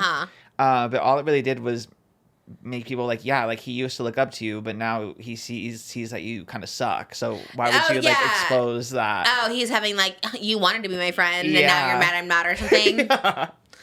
Oh my god, I don't know. I just think talking about Logan, I just feel like he's like a troll and like loves any kind of attention. You know what I mean? Yeah, because he's just like so unserious. Like he has to know that he's annoying. You know what I mean? Same with like Jake, obviously with like the big tummy and like the fight or whatever. I'm like, you are just annoying. And it's weird, especially Logan. Like I really was thinking he was coming around a little bit, right? Like I'm like, oh, he's with Nina. I think especially when that other guy that he was boxing or wrestling, whatever, was like so rude and like mean to Nina, and he was standing up for Nina. I was like, yeah, Logan, he seems like a good guy. But then now it's just like you're kind of suck. But I just think suck and also just boring. I guess it's just like I'm not a little boy. Kind of boring, you know? right? Maybe they're marketing to like 10-year-olds who are like, oh, this is so, oh my god, the drama or whatever. Well, it is. They're like, making Lunchly. That's right. That's their audience, and I'm not a 10-year-old boy, so I just. And Tommy was trolling him. He made a whole ad for Vapely. I don't know what that is. Just like Lunchly, Vapely. Oh, I see. Okay. Like, okay, that's the next thing that could be. All right. Well, you know. Team I have Tommy, nothing to add because I just There's don't nothing. know. They're just trolling each other, and it's like boring. Yeah. Yeah, I'm kind of really annoyed with Logan too. And also, can I just say, if it was a woman who was like getting into Twitter beef a week after having a baby, the discourse would be so insane to be like, go spend time with your baby. Yeah, you know what I mean? God, Can you imagine? That's the worst part. But even with the Lunchly thing, it's like he didn't even get that much hate. Like people were like talking about it, but it wasn't like, I just remember getting like ripped through the coals for doing like a birth vlog, like just filming my birth and stuff like that. It's actually, you're so again, where's so the moist critical video? Where's D'Angelo Wallace? No, they're like, oh, it's Logan, it's fine, whatever. Yeah, those boys should call it this boy. It's like they only call it out when it becomes like a big story and they can benefit off of it in some way. If there's like a victim and like, okay, we're gonna be the guy to come save the day in this situation. But no, they're all full of shit, so I don't like any of those straight boys. Although a straight boy that I do like, Troye Sivan is going straight. Oh, did you see this? I'm very excited. Oh wait, maybe was it like he posted a TikTok? Yes. He said, "I'm over these boys. I'm over it, and I think there's a few girls that think I'm hot, and I think it's time to switch teams." And I said, where was this 5 years ago? You know what I mean? I'm glad I went with He was this. a little too young 5 years. How old is he? He's like 29 or something, right? He's young, but still. No, yeah, still in your bracket, I think. 24, 5 years ago. Oh yeah, maybe I was. Whatever. But one lucky girl out there is gonna get Troye Sivan. And I can't wait who. Everyone was saying Addison as they were vibing. Oh, I could see that, yeah. That would be such a good couple. Do you think it's possible to turn straight? I don't know. Maybe. Like flip? Maybe. So he's bi then, right? Well, I think he was joking, but yeah. But in general, I don't know. Maybe thought. Well, I was watching that. I did end up seeing that Aubrey Plaza movie, my oldest, and the girl in it. Not a spoiler at all. But she's like a teenager and she's 100% sure she's a lesbian, but then it's like a journey of her like, maybe I don't even know myself, so maybe. Oh, she was sure, because I've seen it the other way where people are like pretty hetero and then they're like, oh, you know what, actually I'm a lesbian, you know what I mean? Yeah, I see that. I feel like that's more like frequent, but yeah, she was kind of the opposite. Like she was 100% certain only girls like fully lesbian, but then it's like she questions it. Yeah, because it's like, I wonder, I don't know, you know what I mean? Because I feel like my whole life, I feel like I think at the beginning I thought I was like, oh my God, guys. Yes, I only love guys. But then it's like, I was like disgusted by guys. But then it's like, you know, there's so many levels to it. So I've always been that way. But I always wonder if people like just know, you know, just I only like guys, I only like girls. Or if like there is, you know, someone who comes along and you're like, you know what? I just love this person. Yeah. I don't know. But maybe not. I don't know how it works. I don't know either. Like for me too, like I always... I think I had I would gaslight myself into having crush on girls in like middle school. But I think there were just girls that like gaslighted yourself into having crushes. Yeah, right, I was right. like, oh, I want to be her kind of vibes. Right. You know what I mean? Interesting. Right. Because I always had a crush on like the cool, like the most popular girl was like the one I would gaslight myself into having a crush on. But I think I just wanted to be her. That's so tea though, because that's kind of how I was when I was like, you know, I was like, maybe I like girls because I was always flustered by them and I always was like very nervous and anxious around them. And I was like, oh, I'm like so nervous. So I was like, but maybe I wonder, if I was like in love with them or I wanted to be them. It's hard to decipher, especially when you have like a borderline personality disorder. Like it's kind of hard to like, you know, like distinguish. And I think that's why I've always too with like even my gay friends, I've always just been like, maybe there's something there, you know, I don't know. And maybe that's just my mental illness talking, but maybe you never know. Like you could fall in love with like the person. Who was it? Do you know who Jack A is? She was from Sister, I Jack think. A. Harry? Yes. She had a husband who was a hairdresser, and I think he was gay. Oh. Right? I don't know. I feel like that's like a kind of a common thing though. Like people like get in even marriages and then like later on get divorced and then like there was someone on randomly Big Brother this past season. Like he has like gay dads now. Like he has a gay dad and like a gay stepdad because his dad got married to his mom and then later on was like realized really late that he was gay. So but I just wonder if they always knew, kind of like Fellow Travelers. I feel like he always kind of like he knew he was gay, but he went to go the straight way. I don't know, maybe he just like kind of repressed it too, because even look at like Colton Underwood, who was like on The Bachelor, you know, like this very straight heteronormative like reality show. Oh yeah, all of a sudden comes out now he's married and has a kid with the guy, you know what I mean? So we should have him on. That's so tea. Yeah, it actually is really interesting because he kind of like sped run being gay. Like all of a sudden he came out and then got like into a relationship right away and then had a baby. I'm like, that's wild. That's amazing. No time to waste. I always love the stories too when they're like, you know, they couldn't be gay. It's like older guys that are like in their 70s and like now we can finally be together because we couldn't like back then. I'm like, oh, that's like so great. Yeah, no time to waste. You might as well just do it. It was interesting because Troy was like convincing. Like I knew he was joking, but also kind of convincing. I was kind of like, he's giving straight. You know what I mean? Like, when he was like looking for girls, I was like, and I get it. Like that's why too. I was like, because I genuinely was questioning when I was over guys, like in like so many times in my life. That's when I would switch over to like girls on the app, and I'd be like, okay, like, you know, just trying to figure it out because I am disgusted by most guys, and you know what I mean. The majority, honestly, is just Moses. But again, he doesn't truly identify fully as like hetero male guy. You know what I mean? So it's like I think that's why we go together. But most guys actually sicken me, like all guys. Yeah. Unless the gay ones, they don't. So straight. I know. Logan Paul, Mr. B's, those people. Like I feel nothing. I feel nothing. Like when you mention them, when you talk about them, when you know, not just you, but like Hot Topic, when people talk about them, I'm just like I feel absolutely nothing, and I wish they'd go away. That's all I feel. You know. Me too, actually. And it's just I don't know. So I like Wicked. And not Gladiator. That just sounds so straight. I can't believe you like it. I can't believe you're excited for it. Well, I saw a trailer, or was it the trailer? Yeah, the trailer came on in front of a movie the other day, and I was like, this doesn't seem like my type of movie at all. Like, it made me not excited for it. But then Pedro Pascal, Joseph Quinn, and Paul Mescal did like a little video to like promote it, I think for like Paramount or something. And it was like the three of them standing with their arms crossed, like talking about Gladiator in like a random hotel lobby or something. And I was like, damn, I want to see Gladiator. Do you have a picture? I want to see. I have a video. I need to see the energy that this is giving. It's giving just like guys. Just guys being guys? Just like hot like guys. Their buckets were trending. The Gladiator buckets? Oh, they're trying to compete with Wicked. So there's MF Doom that has a mask, right? You made that mask for Weekend. Yes. Gladiator mask is that mask. So those buckets are coming out with that mask on it. Oh. And everyone was just like, The MF Weekend? Doom. Oh. MF Doom buckets. Oh, damn. Everyone's like just knocking so it everyone off. are confused of like, MF Doom got it from Gladiator. His fans are confused about that. And then Gladiator fans are confused about MF Doom. I'm confused. I think it's The Weekend. It's how you but even perceive The Weekend it. wore it from MF Doom. It wore it from Gladiator. I don't know. Let's see this video. People of the internet, are you ready to be entertained? I am entertained. Get tickets now to see Gladiator 2. Theaters. It's giving Simon Cowell. Strength another! Oh, man. Hate it. Them standing in the lobby, like he looked like Simon Cowell, Pedro Pascal, like with the jeans and the black shirt and the arms crossed. He was giving think it's Simon. just the black shirt and jeans that are giving you Simon Cowell. I think the tone, the sternness, the seriousness.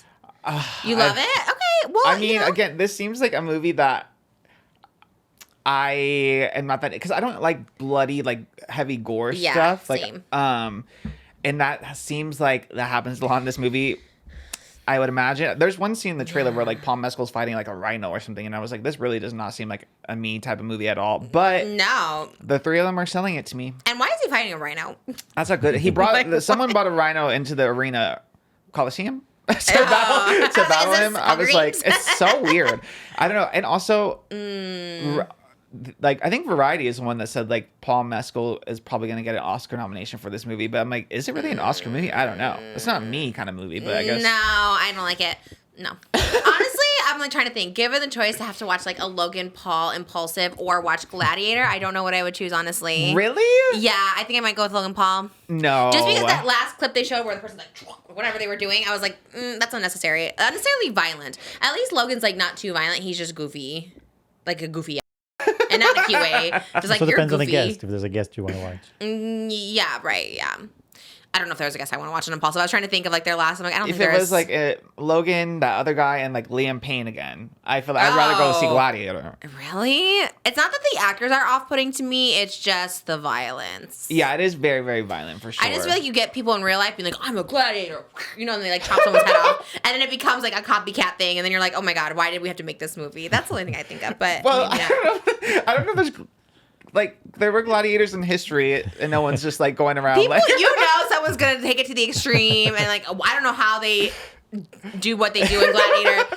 Get a rocket something and just be like violent. Yeah, I feel like something just pummel somebody. I was a Wicked. Everyone's dressing in pink and green, and then you have Gladiator, and people are just gonna be like, ah, and like I don't know. It doesn't like incites like so much toxic masculinity, I guess. That's so true, much, you know. Yeah. What's the word? Testosterone. Yeah, like everyone's testosterone just movie. It's a lot. I hate testosterone. I wish that was not around. I just think everyone's better just lower. Estrogen. Yeah, estrogen. Every person should take that. It's just too much. Well, that kind of leads me into this Wait, next. why do you need testosterone for real? I have no idea what it does. What does it do? What do you mean? You need men. Why do you need? But I'm okay. Like, Every man has testosterone. It's a women's world, and we're looking. Yeah. No, I guess it's like, Estrogen only. you know, it's that.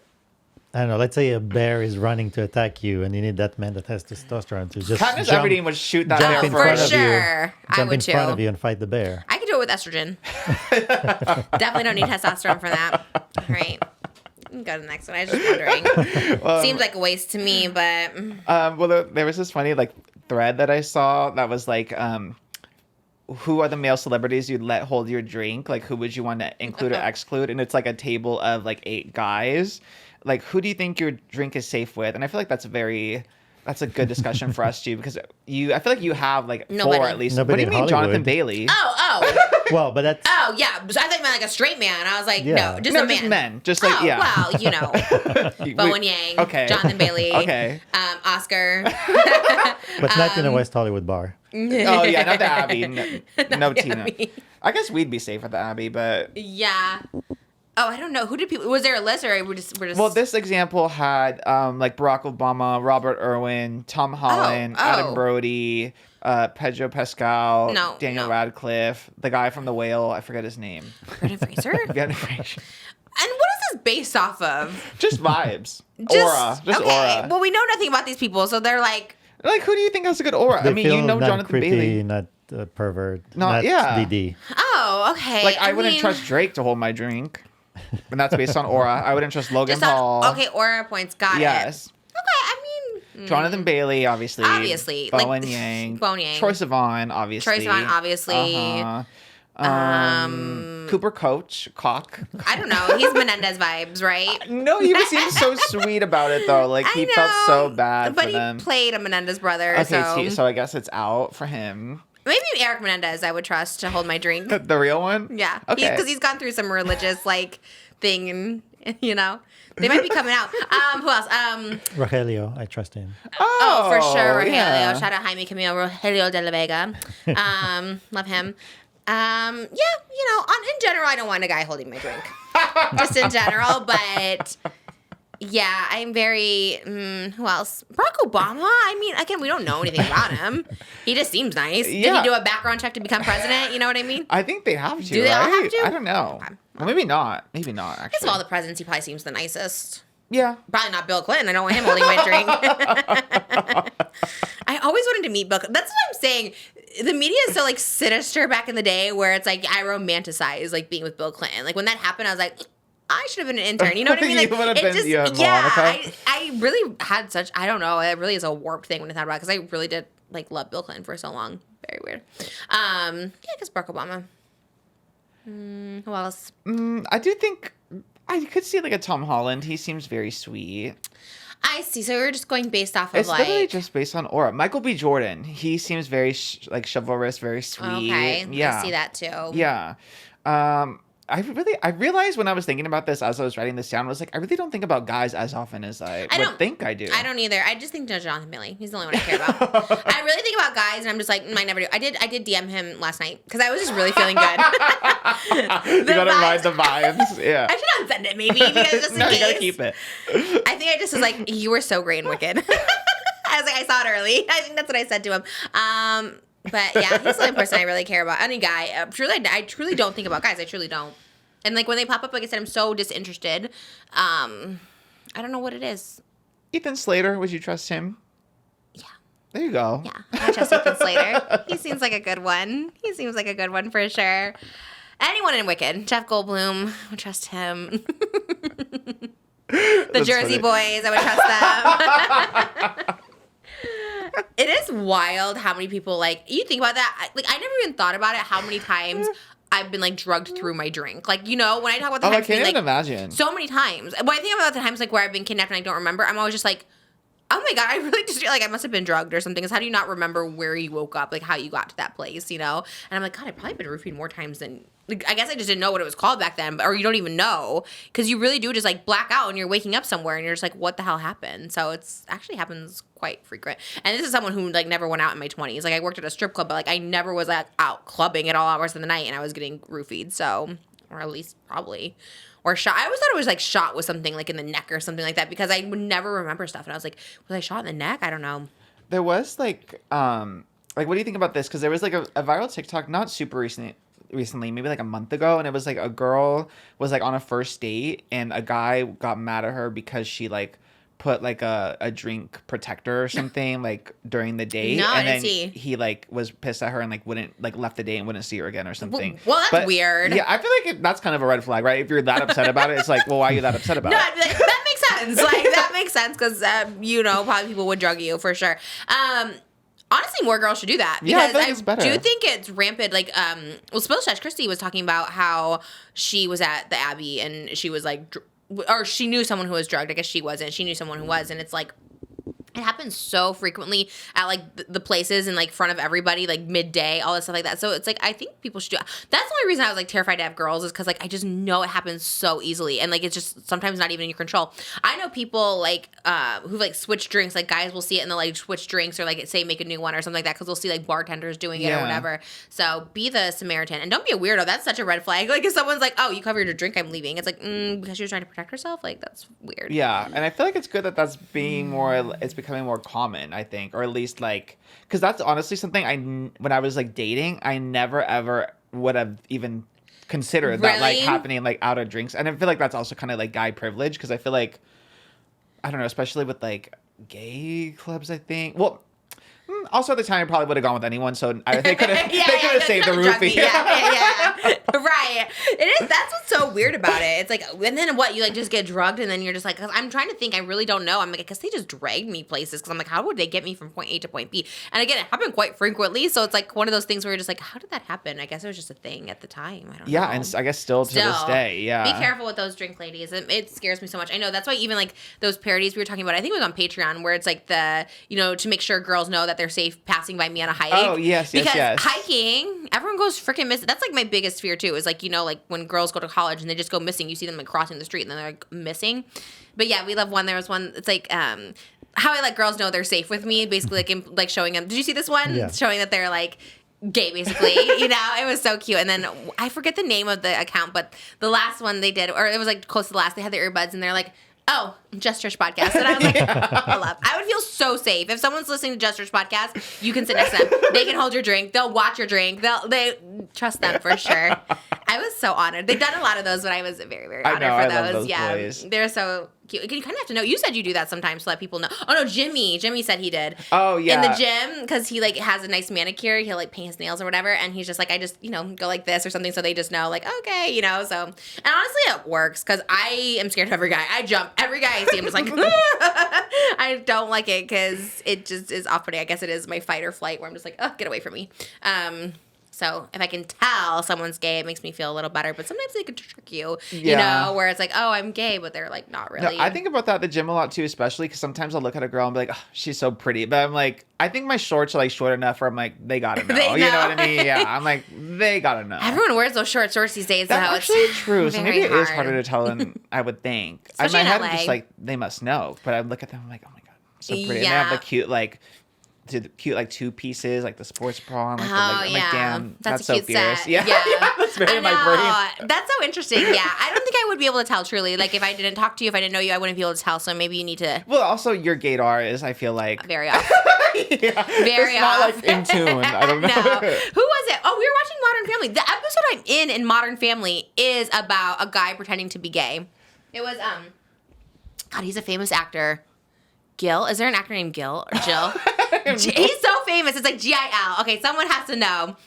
He's basically pretends to be gay to like get with Claire. Basically, Claire goes out with Mitch and Cam, and that's the scene I'm in. And it's like her with like 3 gay guys, and I'm like walking past them, and the guy like does like a remark towards me or something. But I never watched the full episode. It turns out he's like faking being gay to get next to Claire, and I was like, wow. What a plot twist. Gil something. Anyways, someone will know somewhere, but it was such an interesting plot. Like, Modern Family is so good. Oh, God, I really want them to bring it back. It's really one of the funniest shows. The way...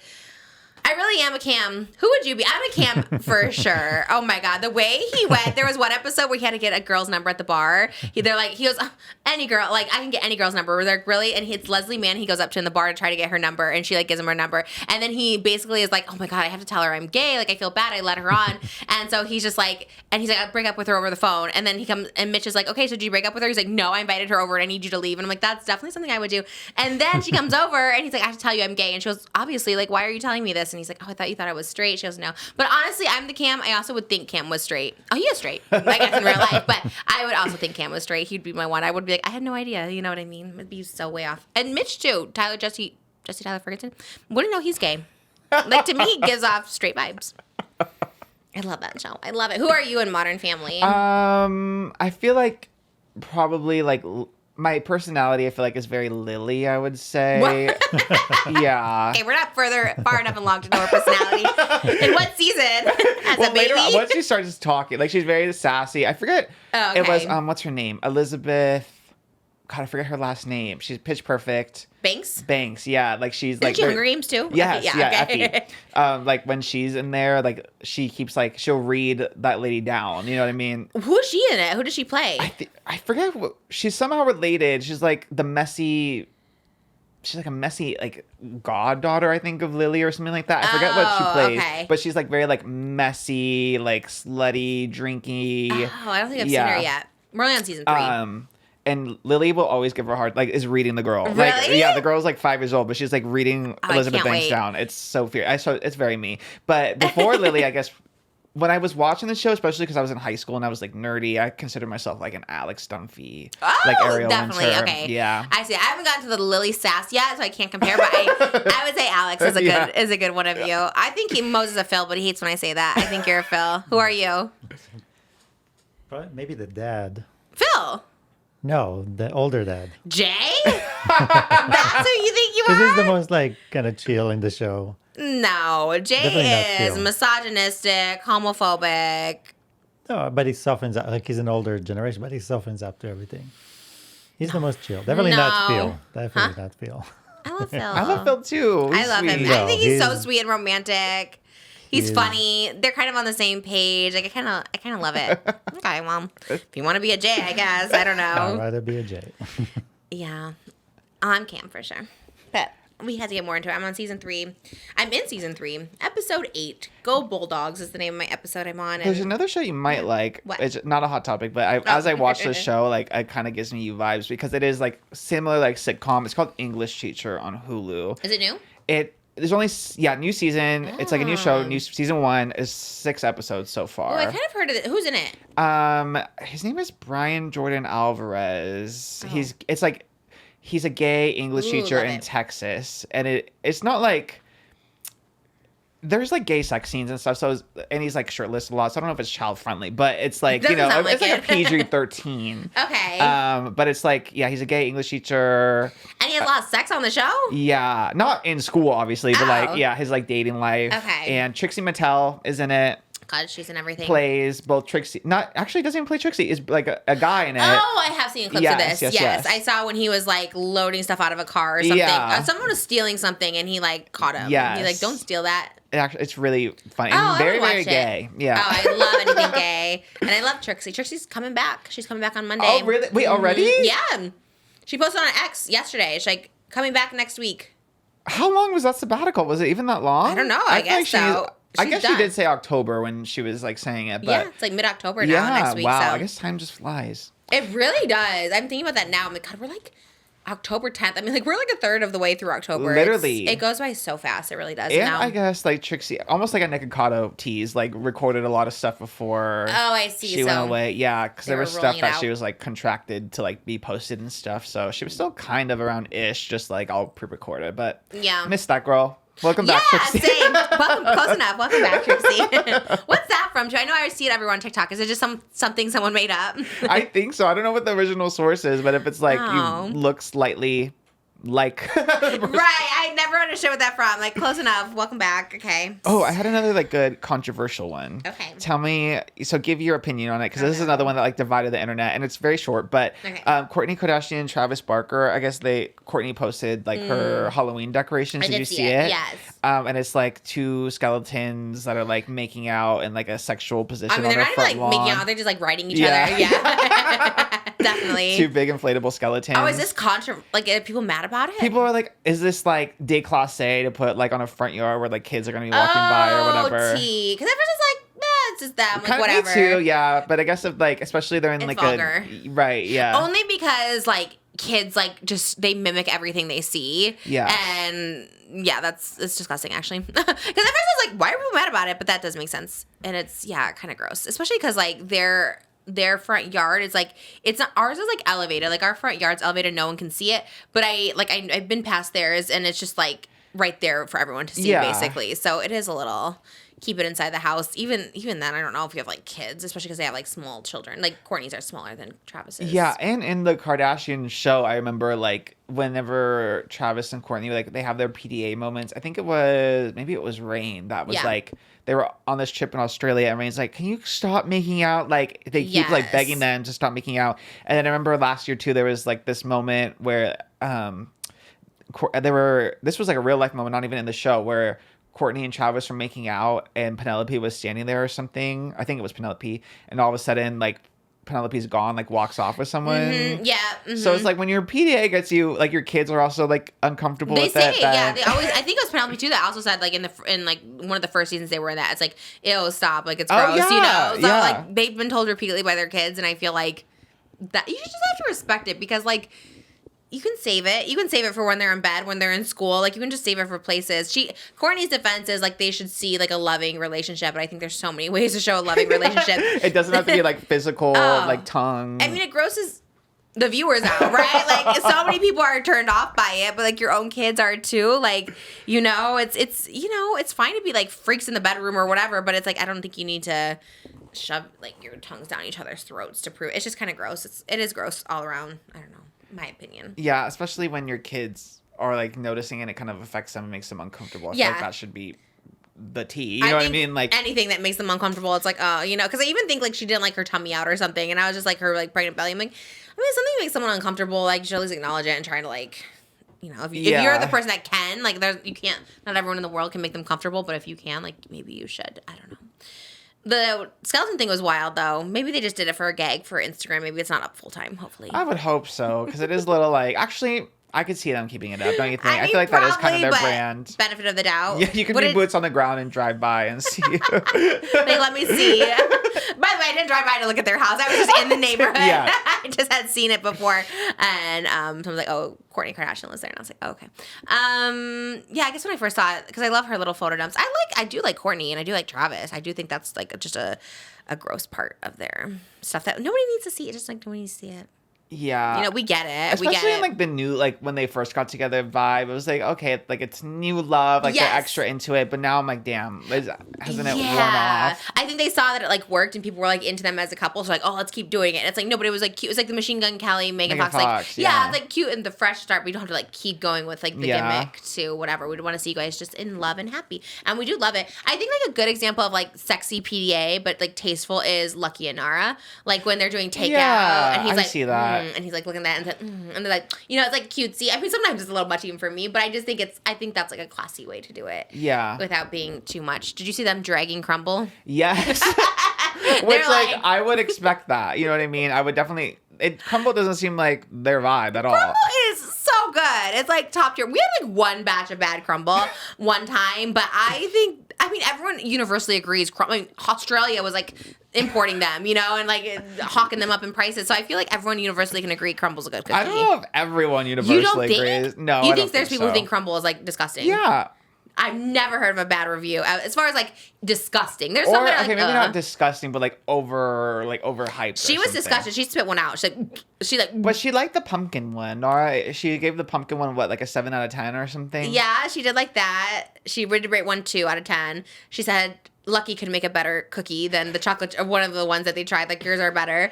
That was why. No, I'm not shaming them for not liking Crumble. I just was like, I've never met anyone who doesn't like a Crumble cookie. Except maybe Moses. He doesn't like Crumble. I would love you and Nara to like bake something from scratch. To. Like this is something I could see you in her kitchen wearing this and like baking. Maybe I should do one after this. Hi guys, today we're gonna make. We have the same cups, the I same was gonna plates. say you have the same dishes. God, she looks. I've seen them like on TikTok of people like taking them like, you know, those like photos because they were at Fashion Week. Yes, fashion. They're so tall and statuesque. Like they are two people who would intimidate me because they're just so beautiful, skinny, and perfect faces and perfect. Yeah, even when I worked at our intern at a modeling agency and Lucky was signed to that agency, whenever he would come in, he was literally like 16 at the time, and he was already just like so much taller than me. I remember obviously and like skinny, seriously, and I was so much bigger at the time. I was like, damn, what am I doing here? Oh, could you? Yeah. It was bad. Me sitting next to Nara, I would feel like such a little troll. I would never in a million years. I love her. Maybe I could like lean forward like she does on like a counter with her, but I could never. She really is like so gorgeous. They are gorgeous. I love them. It's just so funny the stuff that they like. I just never see anyone not like a Crumble, but I was sad because I love Crumble. Probably 1 out of 20.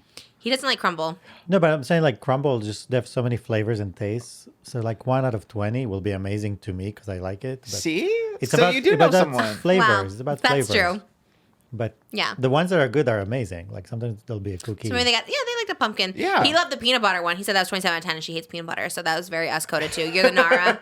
I'm the Lucky Smith. I think they're all delicious.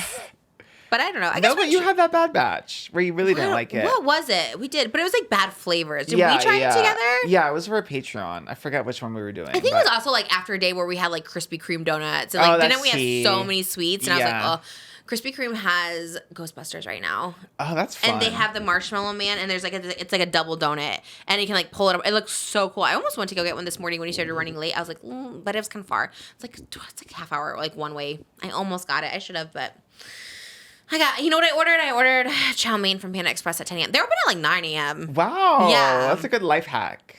Panda Express for breakfast. I almost did Panera, but then I was like, you know what? You don't want any Panera. I thought maybe you'd want Panera. You said no. So I was like, let me have some chow mein. It was really, really good. It was risky to eat chow mein in this.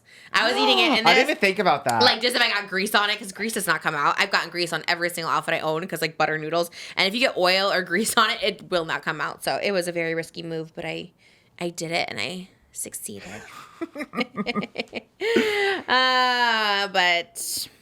was that the controversial one? Kourtney Kardashian? Yeah. Where were people mad at it? Like, where do people talk about it at? I saw it on Twitter and Reddit.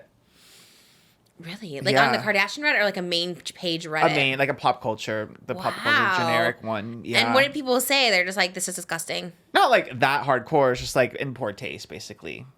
I'm gonna go hardcore and say it's disgusting. Only because I know our daughter like mimics every single thing she sees out. Like, you know, if anything I do, she like does. So I just, and same thing when we go and see other people, she like do it too. Like even my picture for my Christmas show, I'm like doing this, and like immediately she does it. Like she just like mimics everything. So I just like I could imagine if you like, I don't know.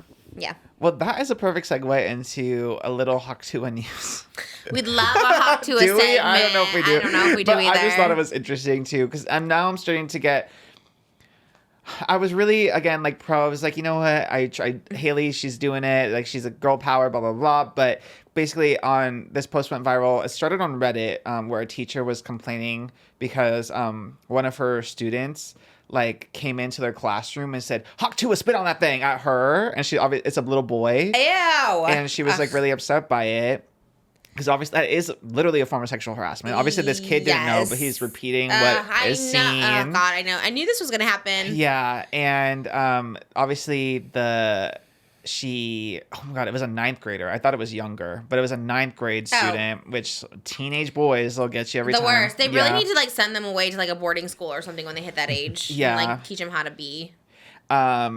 And he was suspended from the school for 1 day, and he was supposed to write an apology letter to the teacher, but he like lost it, quote unquote. So really there was no like other consequences for the student. So she was kind of just venting, and it was like the teacher Reddit account or whatever. So where people can like kind of vent, but it got like picked up and went viral like on Twitter. And then Hailey quote tweeted it and said, "Free this man," alongside a photo of herself wearing a sheriff uniform from a skit she did.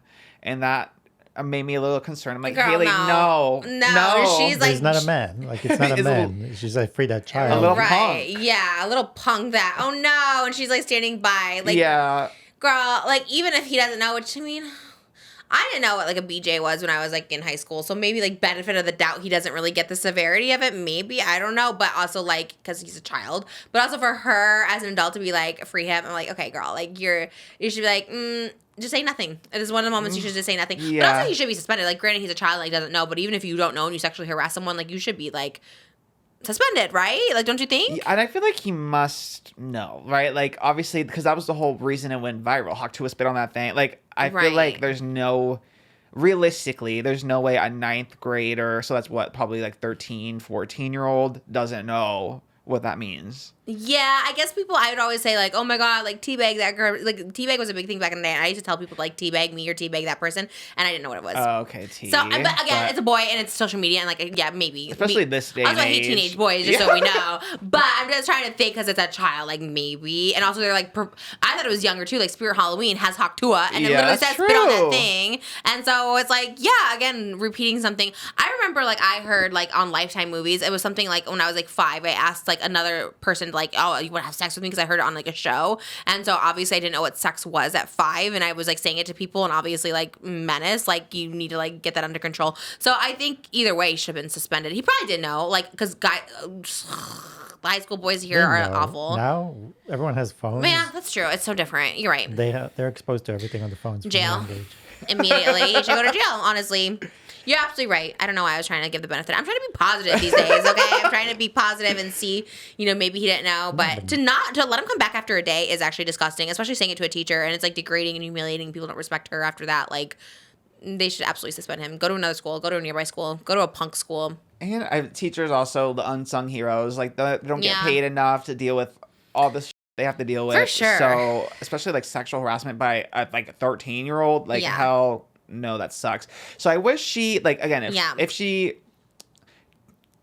that's why I'm like, is she running her own Twitter? I'm like, I feel like that's something one of the guys like let's hope. Yeah. Let's hope. How old is Hailey's young? That's the only thing. So she's in her 20s, right? I mean, she's like, yeah, I hope it's someone, because she does have a lot of team around her. So like maybe it is someone just tweeting for her. In that case, that person she's 21. Oh my God, her birthday is a day before mine. Oh, really? July 13th. In what year? Let me see. 2003? 2002. Oh, so she's 22. Oh my God, crazy. Yeah, she's very young, and God. Well, that's what happens when memes like that get glorified and becomes like. Yeah, kids I remember too when I was a kid, everyone would do. I don't know if this ever happened to you. They would do like the suck it, and they would like do it on their crotch. Did they ever do that to you, where you put your hands in? Not to me, but I've witnessed them do it to others. It happened to me all the time, and I kind of actually didn't know. And I remember I used to do it to like my mom because I didn't know, and I'd be like fuck it and like whatever. And it's so gross now when I think about it. I'm like, oh god, so many people did it to me, and I was like doing it. Granted, it was a different time, but but it is crazy how those things do get like that was all of our school guys doing that. Or there was one where you like have your like this and you're like Like, oh, I do remember that one. Yeah, gross. And the guys always did that. Teabagging was a big one. God, there were so many other ones that I did, and I didn't know what any of it was. I didn't know what anything was. I was just so confused by everything. I remember people called it a BJ, and I had no idea what a BJ was. Or spooning. I thought spooning was more sexual than it was. I was like, oh, what's spooning? Like, there were so many things that I didn't know. I was so, like, truly naive, I guess, even though I watched a lot of movies. But they never explained it in movies. Like, you see stuff happen in movies, but you don't know what's happening. You don't get the name, the terminology, the vocabulary. I never knew. Someone, like, put someone's head down. I'm like, I don't know what's happening. Literally no idea. It took a while. Literally, I was like 18 or 19 for real. I was like, I had no idea. But, yeah, punk boys can... Honestly, banish them for just 4 years. Take them somewhere else. I don't know. Because every high school boy, I haven't met one high school boy that was polite and sweet. There hasn't been one. If you met high school me, I was very, like, shy, polite. I guess, like, maybe the little gay ones or the nerdy ones. That's true. Yeah, I guess I was friends with the gay one in ours. That's true. Like, I don't know. Do you think there might be Menace high school gay boys? I knew a Menace high school gay boy. Oh, but really? yes. Okay, so they are. Yeah, they but do exist. He didn't come out till senior year, I suppose. So okay. Maybe he was like, no, but he's a Menace now and he's gay. So no, I think he's just. They exist. Yeah. I've never met a gay boy I didn't like, or a gay man. Never. Right? There's not one that I hate on ever. I don't think so. Even if they're awful, I still defend them. No, I don't think so. I don't think there is one. Maybe one. Who? You can bleep the name. Who? No, just James Charles or. I don't know. Yeah, but even I have a little soft spot for him. Yeah. Todrick Hall, maybe.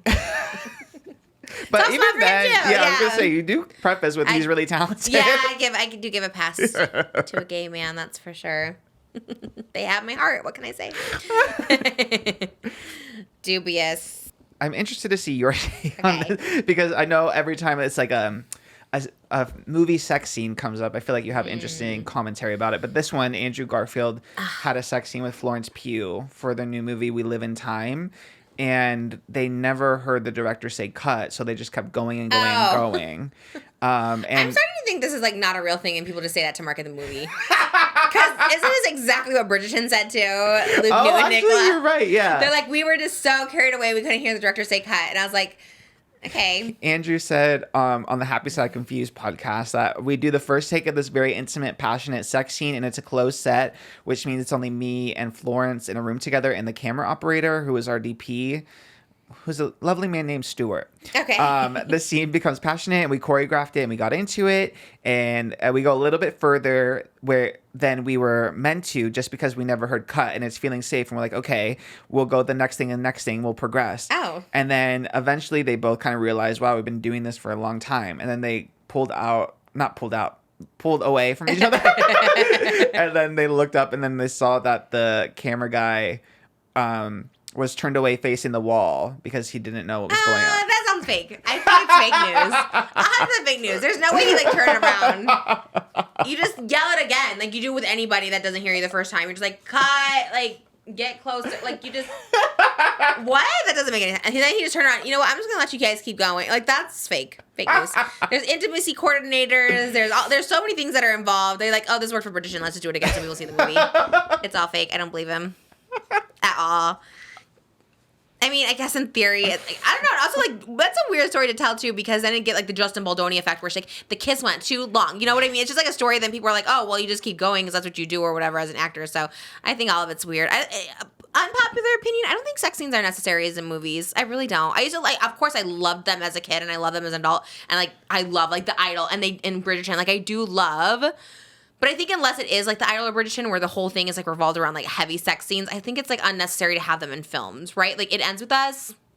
I just don't think they need like sex scenes. It wasn't prolonged. I just think in general they don't need like sex scenes. I don't know. I guess it depends. It depends, like in the context. Like Euphoria, a lot of those I was like, what are we doing this for? You know what unnecessary. I mean? Yeah. So I think it's kind of circumstantial. Sometimes I feel like it's a weird or like Ryan Murphy, like the Menendez brothers. I'm like, do we really need to see them Yes. like naked in the shower? Like, I don't think so. You know what I mean? Right. Sometimes it really is for nothing. At least with It Ends With Us, like it shows their like passion or their relationship or whatever, I guess. Or like same with Bridgerton, like it shows their, you know, physical, emotional connection.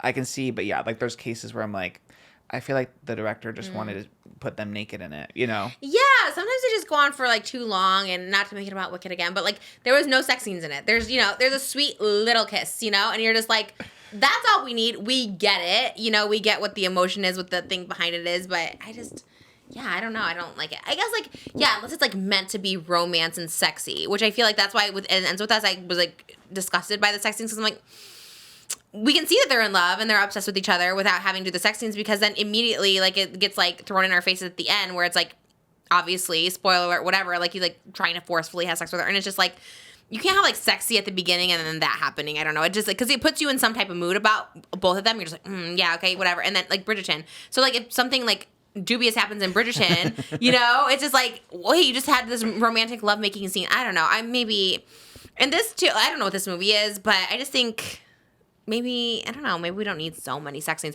If you're just like so caught up in the moment, I don't know. Even like rom-coms, they kind of take me out of it now. Maybe because I'm older. I used to love them as a kid, but that's the problem. It made me like so horny. I think it just makes people horny for no reason in ways that they shouldn't. Like, you know, you watch a movie like Menendez Brothers, like you don't need to be horny watching a Menendez Brothers story, you know? So I think like, yeah, adjust it to what we need to see fit. Okay, so Yeah. put yourself in like that kind of situation. I'm so like, say Like what? Tell me. It's like, okay, imagine it was like Bridgerton, but like you and Jonathan Bailey, and Yes. like the director says cut, but Jonathan Bailey doesn't hear it, and he keeps going. Like, what do you do? I'd be like, they said cut. Really? Like, You would yeah. stop Jonathan Bailey? Yes. Wow. That's what I'm saying. It's such a weird flex. It's a weird flex because it's like you want to be professional, right? Like, so these are all professional actors, so it's just a weird thing to be like, we couldn't even hear cut. I'm like, but that's your job to hear cut. Like, you know, like, and as much as you're into it, you still are aware people are around you. The cameraman turns around and you don't even know. You're like, oh, keep going. That's a you problem. That's like you can't control yourself problem. You know, that's how I feel. And with Bridgerton, it was a cute little, like, we couldn't even hear it. It was like quirky fun, but now it's becoming a thing where everyone's saying it and you're just like, okay, well, where's the intimacy coordinators? Where's the professionalism? Where's this? You know what I mean? I don't know. And what's up with the Especially when they're single. director? Since when they become so soft-spoken? Right. If you say cut, Cut. then they don't hear you, then you say it louder. That's what I said. I said say it louder. I don't know. I don't know. I just think especially on a set, I'd be like so hyper, like, you know, because acting, we talk about this all the time. Acting is such a weird thing. Like, you want to be able to feel it, but when it's too much, like Blake Lively's like, oh, he went on too long. But isn't that the point? Like, all these actors are saying is like, oh, I'm just into the moment. But then some people are like, it's too long. I don't know. It sounds very complicated. It sounds, I guess that's why they have intimacy coordinators, like stop and cut and make sure everyone's comfortable. But I guess they're not having them on these films, I guess. And it's Andrew Garfield, and Florence Pugh, so I guess they're single. Maybe they're just having a good time. So I guess if you're single and just want to like go at it, then Yeah. you know, sure, I guess. But me and Jonathan Bailey would be very professional. If I'm on the next Bridgerton. Oh, he's with Kate. I don't think I can. Okay, well, you know what I mean. She's gone apparently, so. Oh, bring her back. Although I did see you can now make a Kate and Anthony like Barbie doll set because they sell Fiero at Target, which we have to go get after this. I think it's at our Target. And then they also have the Little Mermaid dolls of Kate. Oh, So yeah, if- she's one of the sisters. Yeah, if you put them together, you can get a Kate and Anthony doll and just like make a cute little outfit for her. That's cute. I didn't know she was. I looked that up because I was like, where is she at now? And I was like, she's like modeling and doing so much, but she was in Little Mermaid. I was like, that's. And the guy who was the Menendez brother, Jose Menendez, was the dad. He was King Triton. Yeah. Great. Javier Bardem, right? Yeah. I mean, he's like an Oscar winner. I was Yeah. like, that. I didn't even recognize him in this role. It's such a weird. Because it's Ryan Murphy, I guess it's big. It was just such a weird role for him. He was good in it. I love Javier Bardem. I wonder if he'd come on. Maybe. I love him. He is a good actor. Did you ever see No Country for Old Men? No, for old men. Old Men? I never had either. I just know that was one he Yeah, I was was like, in. does that seem like a you movie or?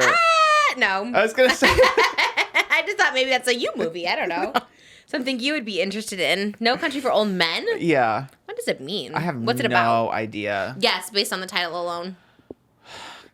These old men are banished from the country. That's what I would think too. No Country. They can't be in here. That is so weird. No Country for Old Men. Yeah. That's a good one. That's a good logic to it. since you were talking a lot about It Ends With Us, there was this new rumor going around. Again, it's from the source is Life and Style, so it's very uncorroborated. Very just unserious tea. Francesca Vestella went It there. is very much that. I love your beef with Francesca Vestella.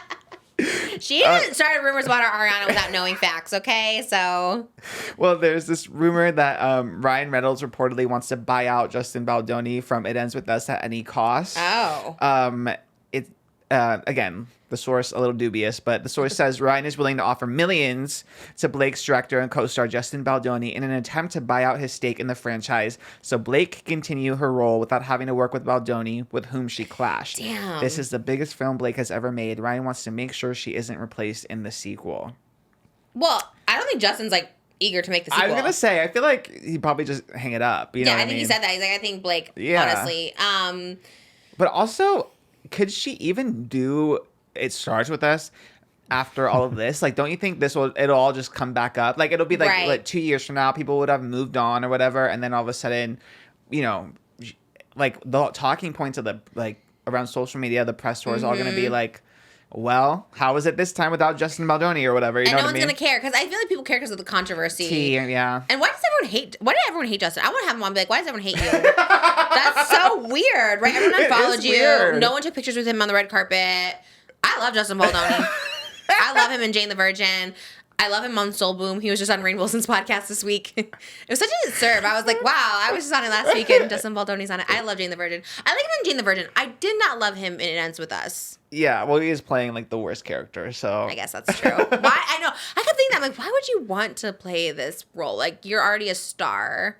Like, why do you want people to not like you? Because obviously I know I like people based on their characters. So I was like, I hate this person. You know what I mean? Yeah, but I think in general, people see a character and don't base off the celebrity on that character alone. A lot of the times, at Unless least. it's Dwight Schrute, but yeah. Huh?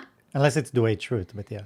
Dwight Schrute. I said the truth. I was like, what truth? But if Dwight they make a Schrute. second movie, that's gonna be like the second Joker, T, good point, Moses. Yeah, not gonna- A musical? a flop, a musical, probably a musical. She starts singing in it. She has Ryan Reynolds be Ryle, whatever his name is. He probably not in the second one, right? Because it's over. That's true. Yeah. Well, Yeah. I didn't read the other book, so I have no idea. But I assume it's just about the other guy, right? Boring. Yeah. Atlas. Yeah. Atlas. Good job. Yeah. We know someone in real life with a baby, which is a cute name. It is a but cute name, It's cute, yeah. but they just had a baby around the same time Elvis was born, and so many people are naming their babies Atlas. I was like, oh, because of the book. I'm like, no, and I was like, wait, what? They just named him Atlas? I like it. It's a cool name, but well, he should take the paycheck, Ryan Baldoni. He should just take it, get bought out by Ryan Reynolds if it's true. I'd be like, yeah, absolutely. Yeah, I would take the money for sure. For sure. Go do the flop sequel. I don't care. I made the money, whatever. But what if they try to cast you and It Starts With Us? Oh, yeah, absolutely. I'll be Blake Lively's best friend. I don't care. At the flower shop? Yeah, at the flower shop. I'll be Violet Daffodil Patus. Because Patus is not a name. Violet Daffodil Shrinking. Germanium. Oh, Germanium. Okay. Sound like a shrinking violet or something. But yeah, I like that. Oh, shrinking violet's a good name for a baby. Shrinking Violet Bickerstaff. I like that. That's cute. I did not like that movie. I hated it. That's actually. That's why I'm like, I yeah. feel like they're not even going to go the route. Colleen Hoover has so many other books. You might as well just do one of those. She has a new one that got picked up. Did you see? Oh, yeah. Which one is it? I forget which one it was called. I just saw they're like, oh, someone else bought movie rights to this. I was like, damn, I want to be Colleen Hoover. Is it Colleen or Colleen? Oh, that's a good question. Colleen. I think it's Hoover. regular Colleen. Reminders of Him comes out February 13th, 2026. Is it? What's the theme? Let's see. Oh, and she is doing one for the movie Verity. She's doing a movie for the book Verity too. Wow. Damn, good for her. Does she have any involvement in the script, or are they just based off her book?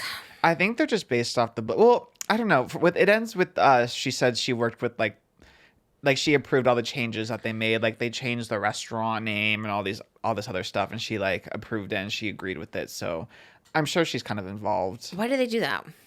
I think because it's less cheesy. The name of the coffee shop or whatever, it was like so like I forget what it was called, but it was so like literal. It was like, yeah, like so the bean. Yeah, it was something like that, Yeah. where it was so literal that it was kind of cheesy, I guess, in a movie. Which the rest of the movie is so cheesy. So I can't even imagine if like they're like, this is a little bit too much. The Lily Blossom Bloom, I think, was too much. That was so weird. That was a crazy movie. It just had like no point to it either. Like there was no story, there was no point, there was no character developments. Everything was just everyone sucks.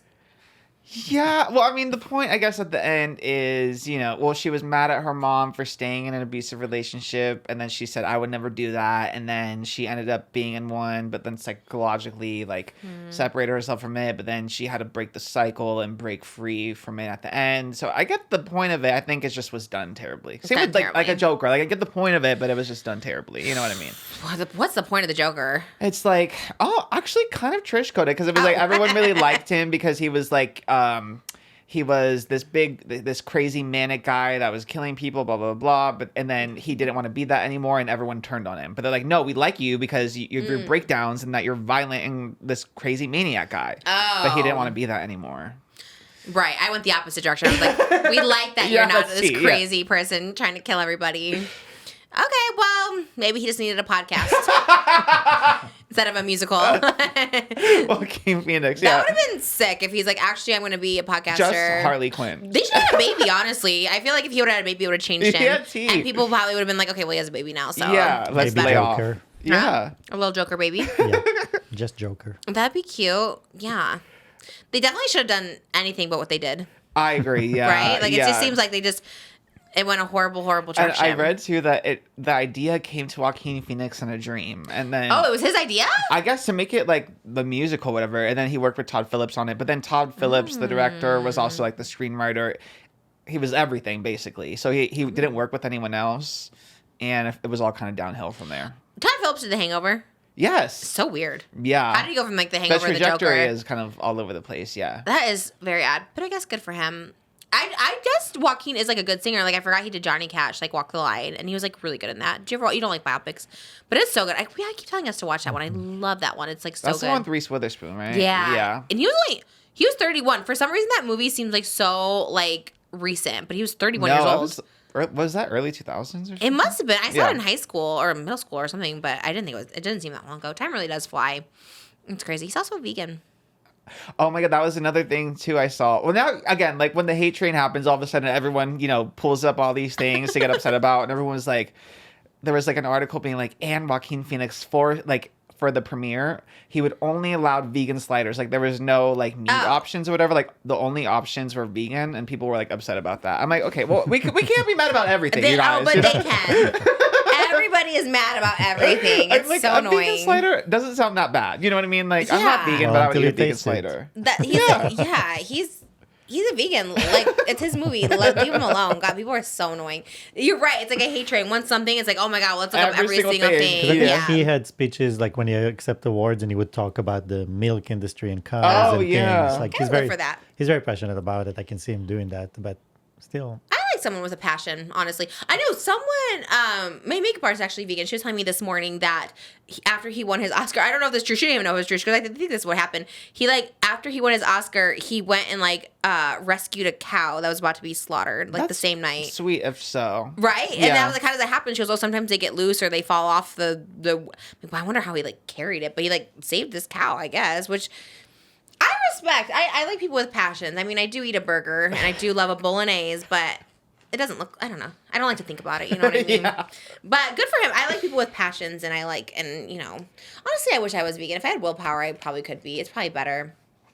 Probably, right? I don't know. If you do it right, but no. You were a vegetarian for a minute. Yeah, but that's not vegan. Vegan is intense. You just have to work really hard to make sure you get all the nutrition you need. Oh, tea. Michael Jackson was vegan. Also a virgin till his 30s. Yeah, what is with that? Someone published her memoir after she died, or what? Yeah. Can you do that? That's crazy. Actually, I learned this because I had to take a journalism seminar about defamation and stuff, which comes in handy here, I suppose.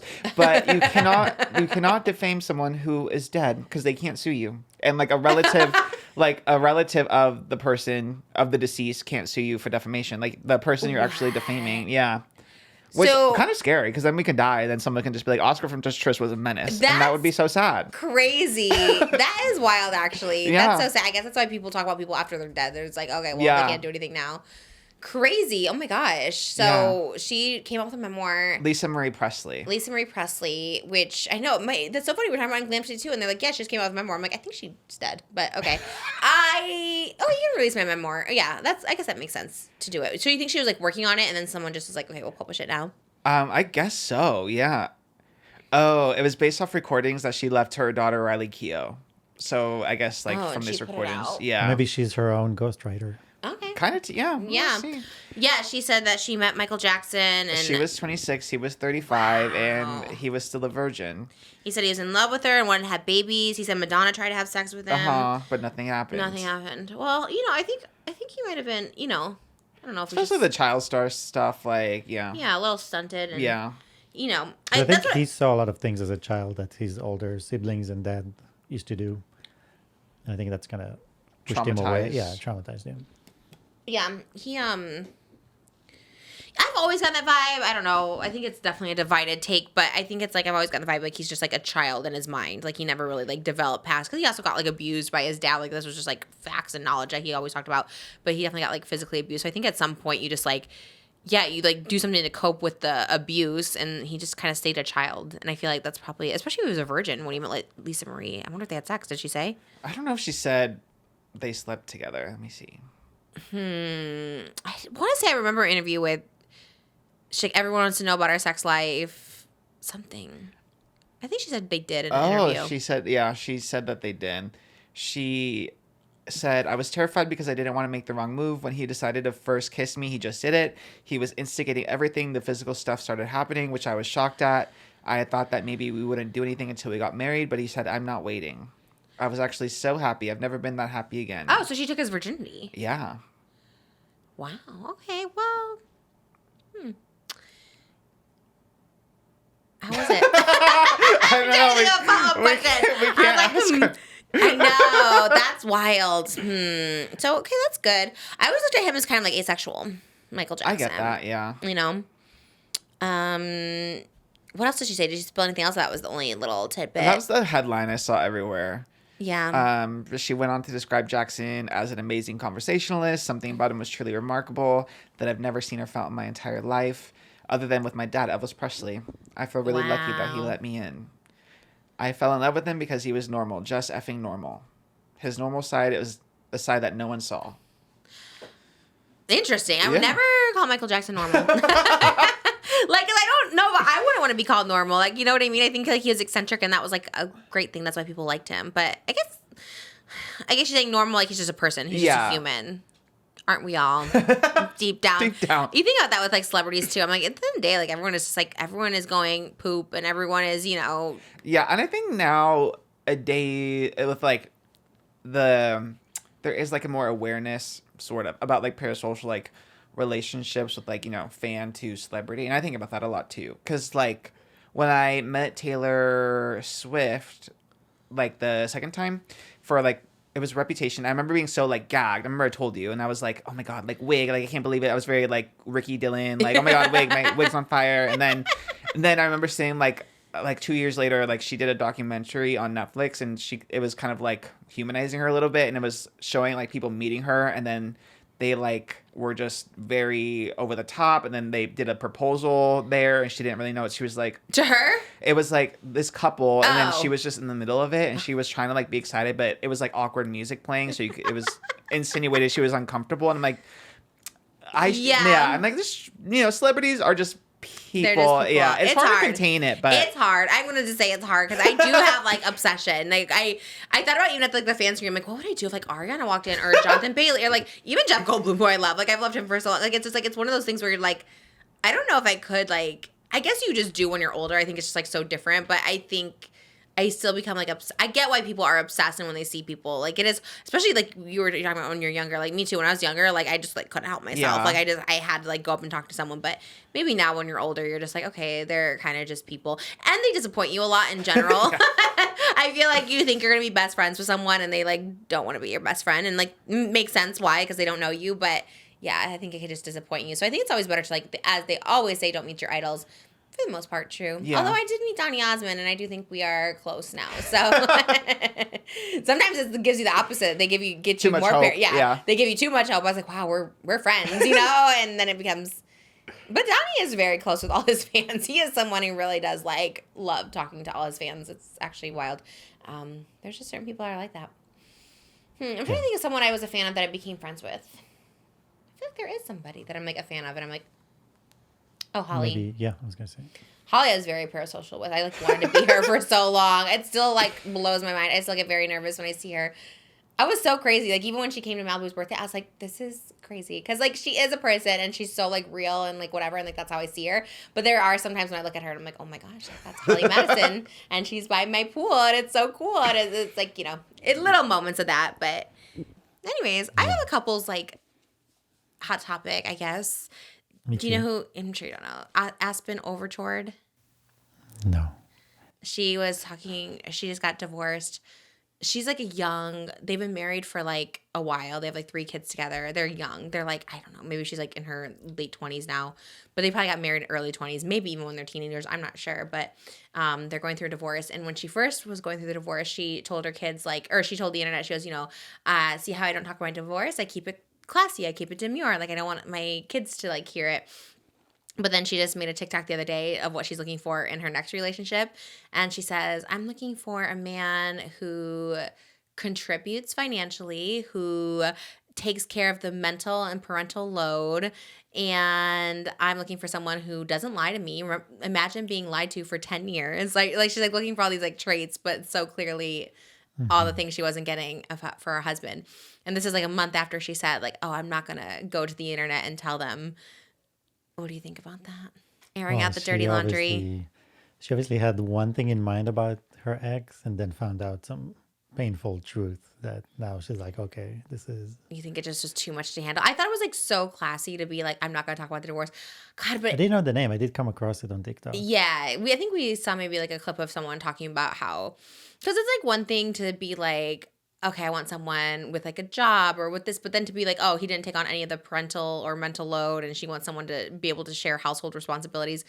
Kind of sounds but then also the lies. It's there was just a lot. It was just she oh my said gosh. Lied for the past 10 years. Yeah. Mm-hmm. So obviously she had a wake up, a very painful wake up call. And that's the worst thing if you find out after 10 years that the 10 years you lived was a lie. It's so scary. I don't blame her if that's putting it out there. It's hard when you have kids, because that's how I think too. I'm it's people want to know, and me, I want to tell everything, but it's also oh, but then you have kids that would see it one day. Well, she made that calculation, and she probably, maybe she wants the kids to know the truth too. That's always the bad part. Kids get stuck in between the issues the parents have, especially if they're not together. Yeah. But I don't know. Also, but then it just allows people to the speculation goes wild for me too. I'm just oh my God, what did he lie about? Is it his sexuality? Was he cheating? Did he have a disease? There's just so much things your mind goes to without knowing, and it's just oh my God. And they look very wholesome. They're very they give Matt and Abby vibes. Those two people who have a podcast, in the sense of the way they look and how young they are. Maybe not anything else, but. Everyone, I guess ASPYN too has been a vlogger since 2017. I guess she was one of those girls that did lifestyle vlogs. I actually wasn't too familiar with her, but I guess she just bought a big house in Manhattan Beach or something. So she seems to be doing well. But at first she wasn't saying anything about it. But I think her kids are, I think she just gave birth this year to their 3rd child or something. That'd be awful. I think that's what it was, which is the most shocking thing is when you leave someone right after you've given birth, it's It's the worst times because she's going through so much postpartum, post-labor, post everything. It's the worst time to go through what they're going through. No, I know. That's what I'm saying. It must be so bad because I just feel you just need someone those first few years. You're just yeah. Even if it's more of a partnership or something, but damn. I guess he just is not on social media. I saw the one that's blowing up my TikTok right now. It's all over my For You page is it's just they're not influencers. This guy named Brett, and were you watching this with me? Or no, maybe I was watching it last night when everything was happening. But Brett was talking about this girl, Maria. Basically, he was 23. Maria was like in her 30s, and they used to hook up, but they were like never dating. And he was like, Maria, it was like this long story, but he was like, Maria basically said she was, she contacted him like a little while after they like stopped hooking up and was like, I haven't been lucky in love. Like, I really want to have a baby. Like, will you get me pregnant, basically? And he like didn't know for sure, but then he thought about it and he was like, I guess I can do that or whatever. She said, come over when I'm ovulating. And so he went over and it worked. So then she had him sign like an ironclad, and this is his word, like he's like an ironclad, like contract, basically that absolved him of any responsibilities to the child. She's like, it's just going to be me and the child. Like, you don't need to be responsible for this baby at all. So he signed that over. Well, then the baby comes, and all of a sudden now she's asking for him to be involved in the child's life. She contacts his family, like his parents, behind his back, and she's talking to them and talking about how she wants him to be, the family to be involved in the daughter's life. How old is he again? He was 23. Uh-huh. I think the daughter might be like 8 or something now. So this was like 8 years ago. But he showed all the text messages of her being like, I want to be with you. Like, I want to be together. Like, I hate when you leave us. I think he had moved to California. They maybe were like in Florida. So he was like going back and forth, seeing her. He was like definitely involved in the daughter's life. He definitely was like doing stuff, but then she would write Facebook posts about how he's a deadbeat dad, but then he would show like that he was with her in pictures. Just so many text messages of being like her harassing his family, being like he's a deadbeat dad, whatever. But he's there. He's there at birthday parties. There's like pictures on her Facebook of them at Chuck E. Cheese. Like, he's definitely there. He just doesn't want to date. And then all her texts to him are like, if you don't want to be with me, you can't come to my daughter's baptism. If you don't want to date me, you can't see the daughter. All this stuff. So this is happening. And then things are fine sometimes. She has like a boyfriend that's around the daughter and things are fine. But then he gets a girlfriend and all of a sudden she's like, she's can't be around my daughter. Like all this great, all this stuff like that. So then she's trying to like basically say that this woman can't be around the daughter and the daughter's like in danger, even though the woman's like a nurse and she's like she's a mom herself. So it's just like wild or whatever. So all this happening. Then she's like asking for child support. She's like asking him for child support and you have to take care of the baby. He ends up paying her $10,000 flat plus $750 a month for like every month he missed or whatever, financially like now doing this. And then it's like a 10-minute TikTok. And at the end of the TikTok, he found out that he took a DNA test and it's 0% chance paternity that he's the dad. No. Yeah. Oh my God. What do you think about it? What should he do? What could it like? It's such a wild story, and he's like in this daughter's life. Like he's taking pictures with her at her birthdays. Like he's around. He even moved back to be close to her. Situation to be in. I mean, so do you think she knew she was pregnant, but she liked this boy? I guess he's a man at 20. Like that's what he was thinking. And she was basically trying to get him to think that he did it, knowing he didn't. Right. That's what he's guessing. So she's always wanted to be with him, and she was trying to collude all of those things for him to be with her. And wow, there's so many layers of this thing that are just wrong. I feel bad for the guy. She's come back and she's like, don't believe the lies he's saying. And like, she came back in like a video. So it's becoming like the science of it is he's either is the dad or he's not, and it's easy to prove. So well, he came back with the paternity, said 0% chance. But the horrible part is, first of all, for the little girl, she has a real dad somewhere that is not part of her life. There's a stepdad now that is part of her life. There's so many things that are wrong here. Yeah, like, what do?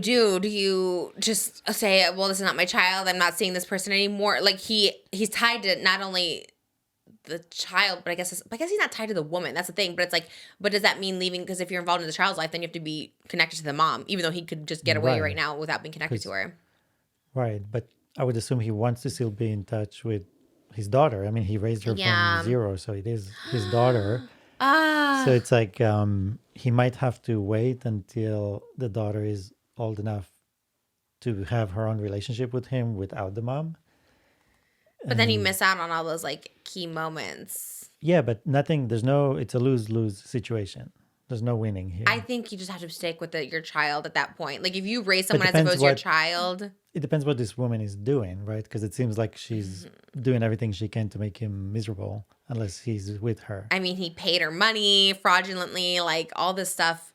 I mean, I guess it's like benefit of the doubt. She didn't know. She really did think, or she must have known. Yeah.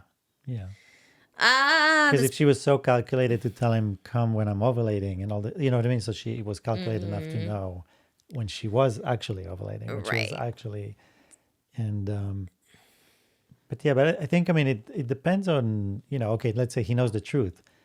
Is she going to change, the mom? Like, is she going to be, okay, you know, you got me, you have no reason to stay, so maybe I'll be better so you can stay around, or, which I find hard to believe. But... Yeah, I feel like the moral of the story is like never trick someone into like having a baby if they don't want it, because it just never will end good for anyone, including your baby. Now there's like a human involved that's like attached to this person, and like you said, who knows the extent this lady is going, where it's like, does he have to fully distance himself, change his name and everything to like get away from her, or he stays in this person's life, or just, like also protect the child if the mom's like this. You know, allegedly, she's saying he's lying about everything. So this is what we're just hearing from Brett. It sounds pretty credible. He has the text messages and pictures. I wonder if he has an illegal case where he can get full custody of the probably child. Not. I think like genetics play such a big part, right? Like, I think even if someone's on drugs, they like give it to like the parent because it's like biologically it's their kid. It's just so it's messed up, but messed up for the kid to grow up with all of this. Yeah, I mean, I would say the moral: be careful. Like, really think twice about who you're having kids with. Like, it's because that's more like, you know, because the kid's life is also going to be influenced by this other person, and it is sus. Like, not blaming him, but to be like, I agreed to give her a kid, and like I signed over, like it just, especially like that way, in the sense of like, you know, he had sex with her and then signed over the rights. You know, it's like a little bit different if you go through like a sperm bank and you're like have like, you know, people verifying the contractual obligation, but it's very different. But I feel like it's almost like the equivalent of catfishing. So she, I don't know, sperm fishing or something. Like, right? She made him believe that there'll be no strings attached.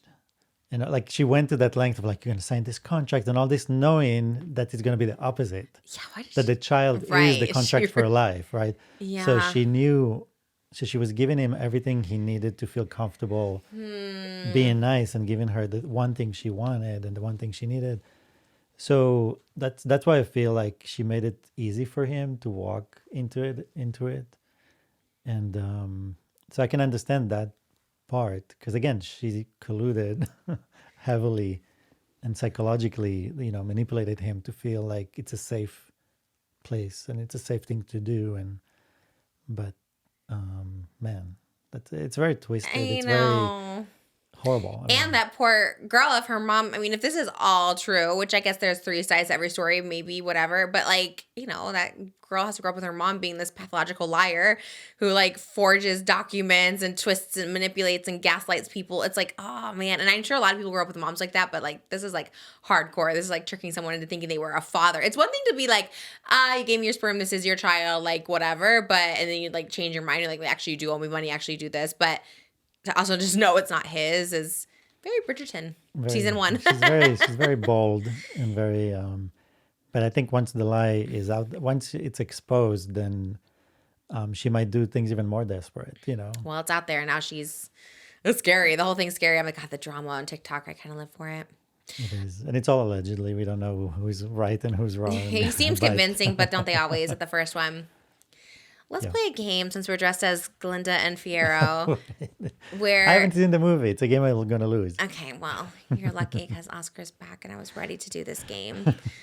I was going to do guess the next lyric, duet me without knowing the lyric. It's kind of like we've seen those people on TikTok do it. You know the one where the guy doesn't know the words and the other guy does?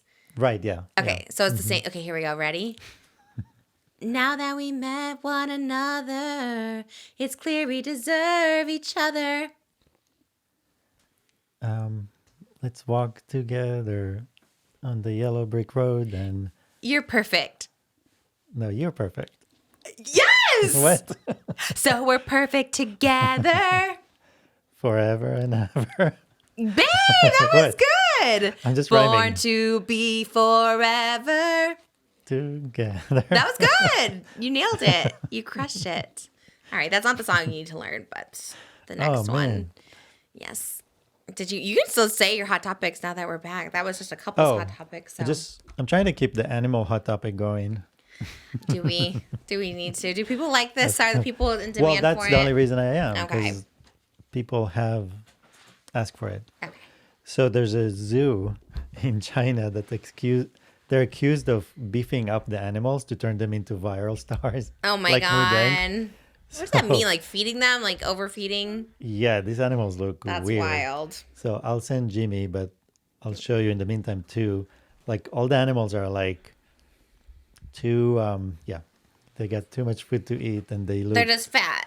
Well, it's not something you see usually when you go to the zoo. Are they overfeeding them on purpose then? That's what they're saying. That's what do they know? Maybe they're just fat. Slow metabolism. Yeah, actually. I think they're just maybe older. it's a genetic condition. There's They're no like, wow, Ozempic how in they China. overfeed them. I don't know. Anyway, so Jimmy will show this on the side. You get to see it and tell us Poor what Jimmy. you think. He's like, there's so many directors telling me how to edit this. In China too. Yeah, in China too, they also have these dogs that they painted as pandas. Yeah, I there's a remember lot that. of stuff going on That's over there in those so zoos. funny. Yeah, like look at these pandas and they were dogs. Which honestly, those dogs were cute. I wouldn't be mad at seeing those. So. And I guess it's like saving the pandas. Like dogs seem to like to be around people and trained. I don't think pandas probably don't like to be gawked at. True. Dogs like the attention. That is cheap. I like that. I think that's cute. Where is this at? Overseas somewhere. It was in China, yeah. And I have one more small hot topic where JOJO SIWA actually gets a win in my book. Oh, for what? For the first time. Rare W from JOJO. Let's see. She's in at the Industry Dance Awards, and she just said this. I also have to say thank you to Beyonce, just so that way we keep the dance community safe.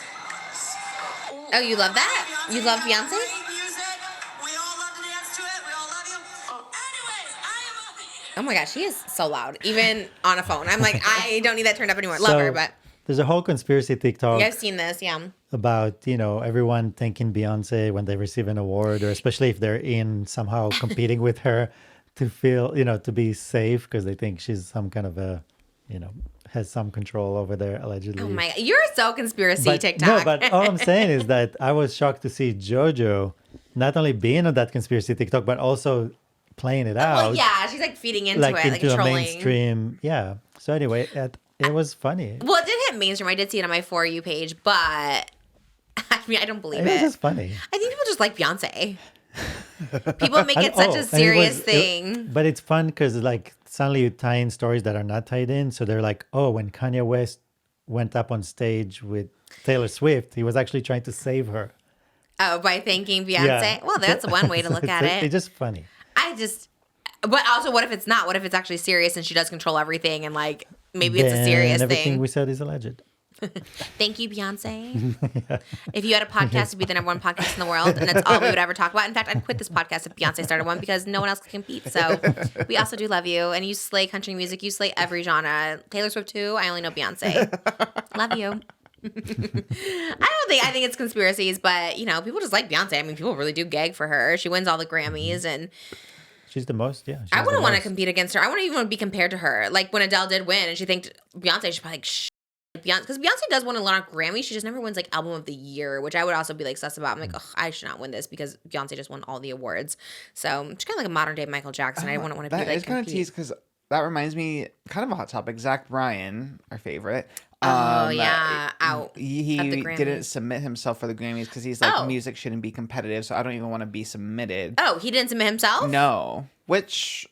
Ugh, I'm over him. I'm like, okay, that's nobody kind of cares. I'm like, that's it. Nobody cares. I just thought he wasn't nominated. I'm like, that makes sense. I don't know any of his songs. And he didn't even like submit himself. He like said music shouldn't be a competition, so I'm not even gonna submit myself for the Grammys. Okay, well, good for you.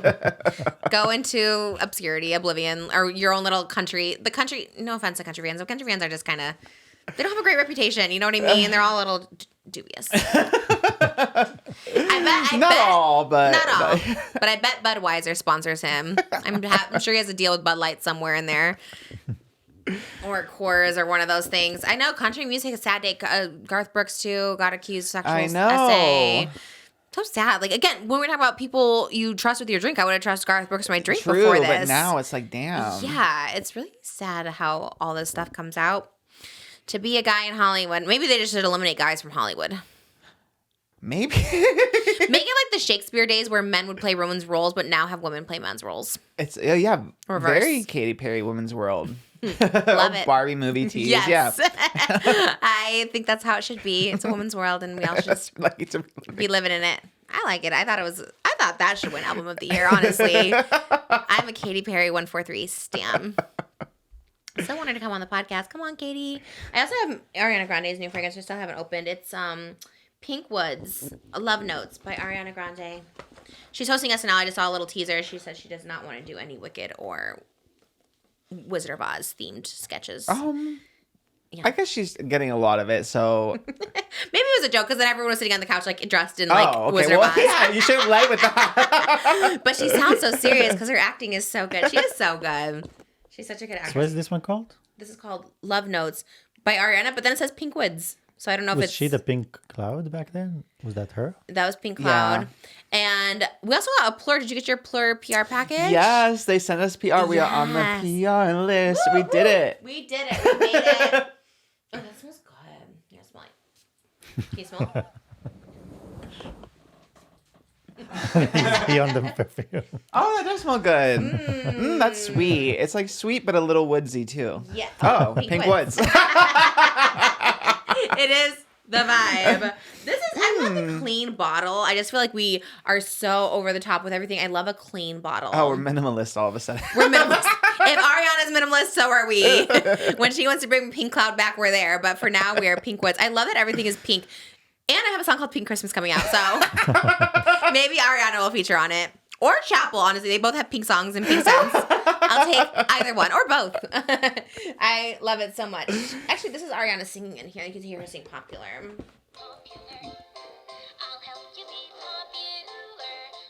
Her voice sounds so different. She does sound so different in the movie, too. She really sounds like Glinda in real life. Like, all her interviews sounds like Glinda. So I get what she was saying, where she really was, like, just delved into this character for 2 years. She became Glinda, which makes sense, because she sounds like a different person.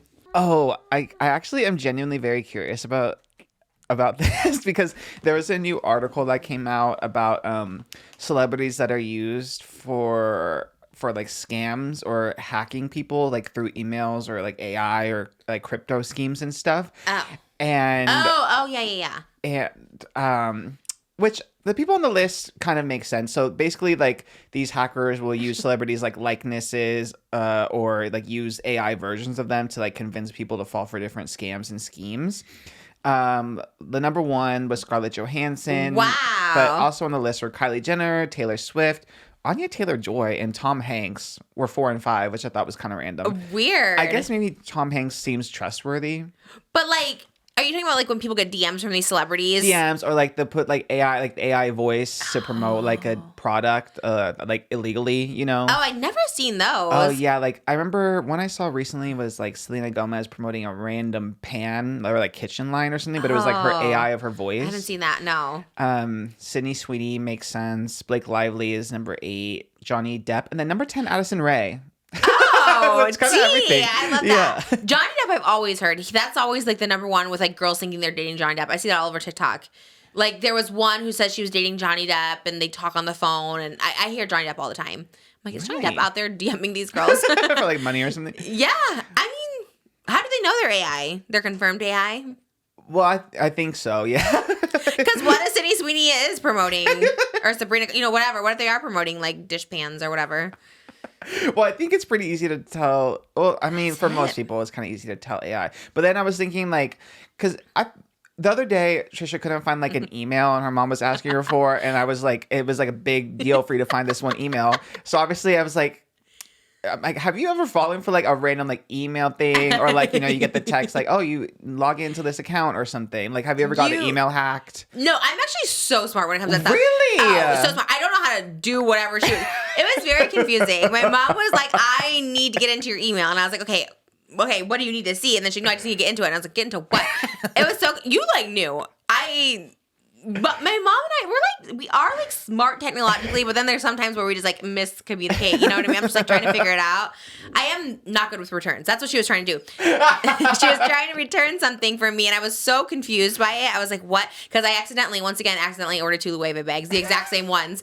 And I wanted to refuse it, but you can't. You have to like return the labels, this whole thing. So my mom was trying to get into it, and I was like, what are you trying to get into? Like, I was so confused. I'm like, How did you accidentally buy 2 of the same bag? Well, because I had it in my cart, and I was like, I'm going to think about it because it was expensive. I was like, I'm going to think about it, come back, whatever. It was like a week later. I was like, you know what? I'm going to get that bag. But I forgot it was in the cart, obviously. So I put the bag in again. But when you went to go check out and it was twice as much as last time. That's the most time. I thought it was an expensive bag. I was like, technically I had 3 bags total.